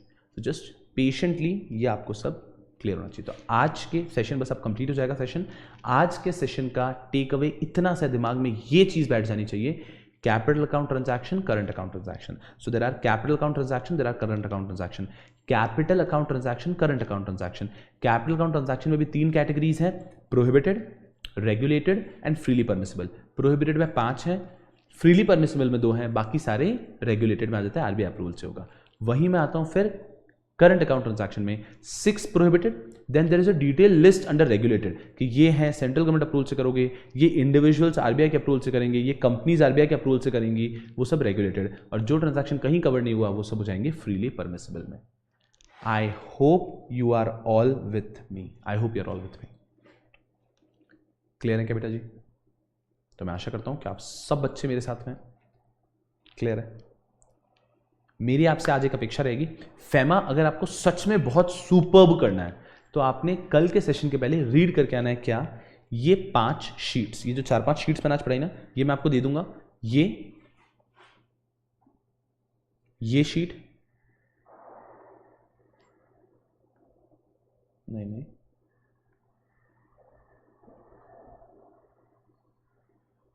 हाँ ये सब नहीं, यहां से ये शीट पूरी आपको पढ़नी है। उसके बाद में ये शीट भी एक बार रीड करनी है। उसके बाद में ये भी एक बार रीड करना है। उसके बाद में ये भी एक बार रीड करना है। ये जो मैंने आज पूरा पढ़ा है ना, ये सब मेरी अपेक्षा है कि एक बार आपने आज वापस घर पे रीड करना है और फिर कल का सेशन अटेंड करना है। You have to understand, FEMA थोड़ा सा ट्रिकी है तो एफर्ट्स थोड़े से यहाँ पे एक्स्ट्रा लेने होंगे और ये सिर्फ शुरुआत के सेशन में लेना है। शुरुआत के मैंने आपको क्या कहा था, 4 से 5 सेशन आपने मुझे दे दिया ना, फिर आपको प्रॉब्लम ही नहीं आनी। ये जो 4 के 5 सेशन है, you have to take certain extra efforts. तो I will be giving these sheets to you immediately. You to ensure कि नेक्स्ट सेशन के पहले आप ये पढ़कर आए। ये इतना सा जो दे रखा है, ये इतना सा पढ़कर आए। Are you all with me? Are you all with me, people? Are you all with me? That'll be all for this session. I hope you're all with me. ठीक है? So आपसे मेरी इतनी सी अपेक्षा है यारो कि आज आपने क्या करना है, आप सब ने ये सब रीड करके कल के सेशन में आना है। अरे भैया जी कुछ समझ नहीं आ रहा, कोई फर्क नहीं पड़ता है। अब आऊंगा ना मैं एक एक करके टॉपिक के ऊपर, फिर आएगा मजा। But with this overview, trust me, go to love FEMA. Otherwise आपको फेमा चलता ना 2-3 दिन तो आपको ऐसा लगता है अरे यार क्या, फेमा भी तो चलेगा थोड़े दिन, बट 2-3 दिन जब मैं कैपिटल करंट पढ़ा था, अरे यार क्या चल रहा है, खत्म हो, उस माइंडसेट से बढ़ते हैं। अभी कैसे आपको पता है, ओके अभी आने वाला है, अब रेगुलेटेड आएंगे, अब प्रोहिबिटेड आएंगे, अब फ्रीली आएंगे, अब कैपिटल आएंगे, कैपिटल में सेंट्रल गवर्नमेंट आएगा, अभी आएगा। So then you will be studying with a very open mind now. So that is really going to help you in the examination. But I sincerely hope that for tomorrow's session, you should ensure that you read all of these topics and then you should attend tomorrow's session. Okay, so just have a nice reading of these things from these slides only, जो मैं आपको दूंगा, and that'll be all for the session. Thank you so much for your nice patience, and I'll see you people tomorrow. Okay, so that'll be all. Thank you so much. I'll see you people tomorrow. और कल हम लोग घुस जाएंगे इस topic में, और कल आएगा मजा, हम करेंगे पोस्टमार्टम एक टॉपिक का. Okay, that'll be all. Thank you so much. Bye bye.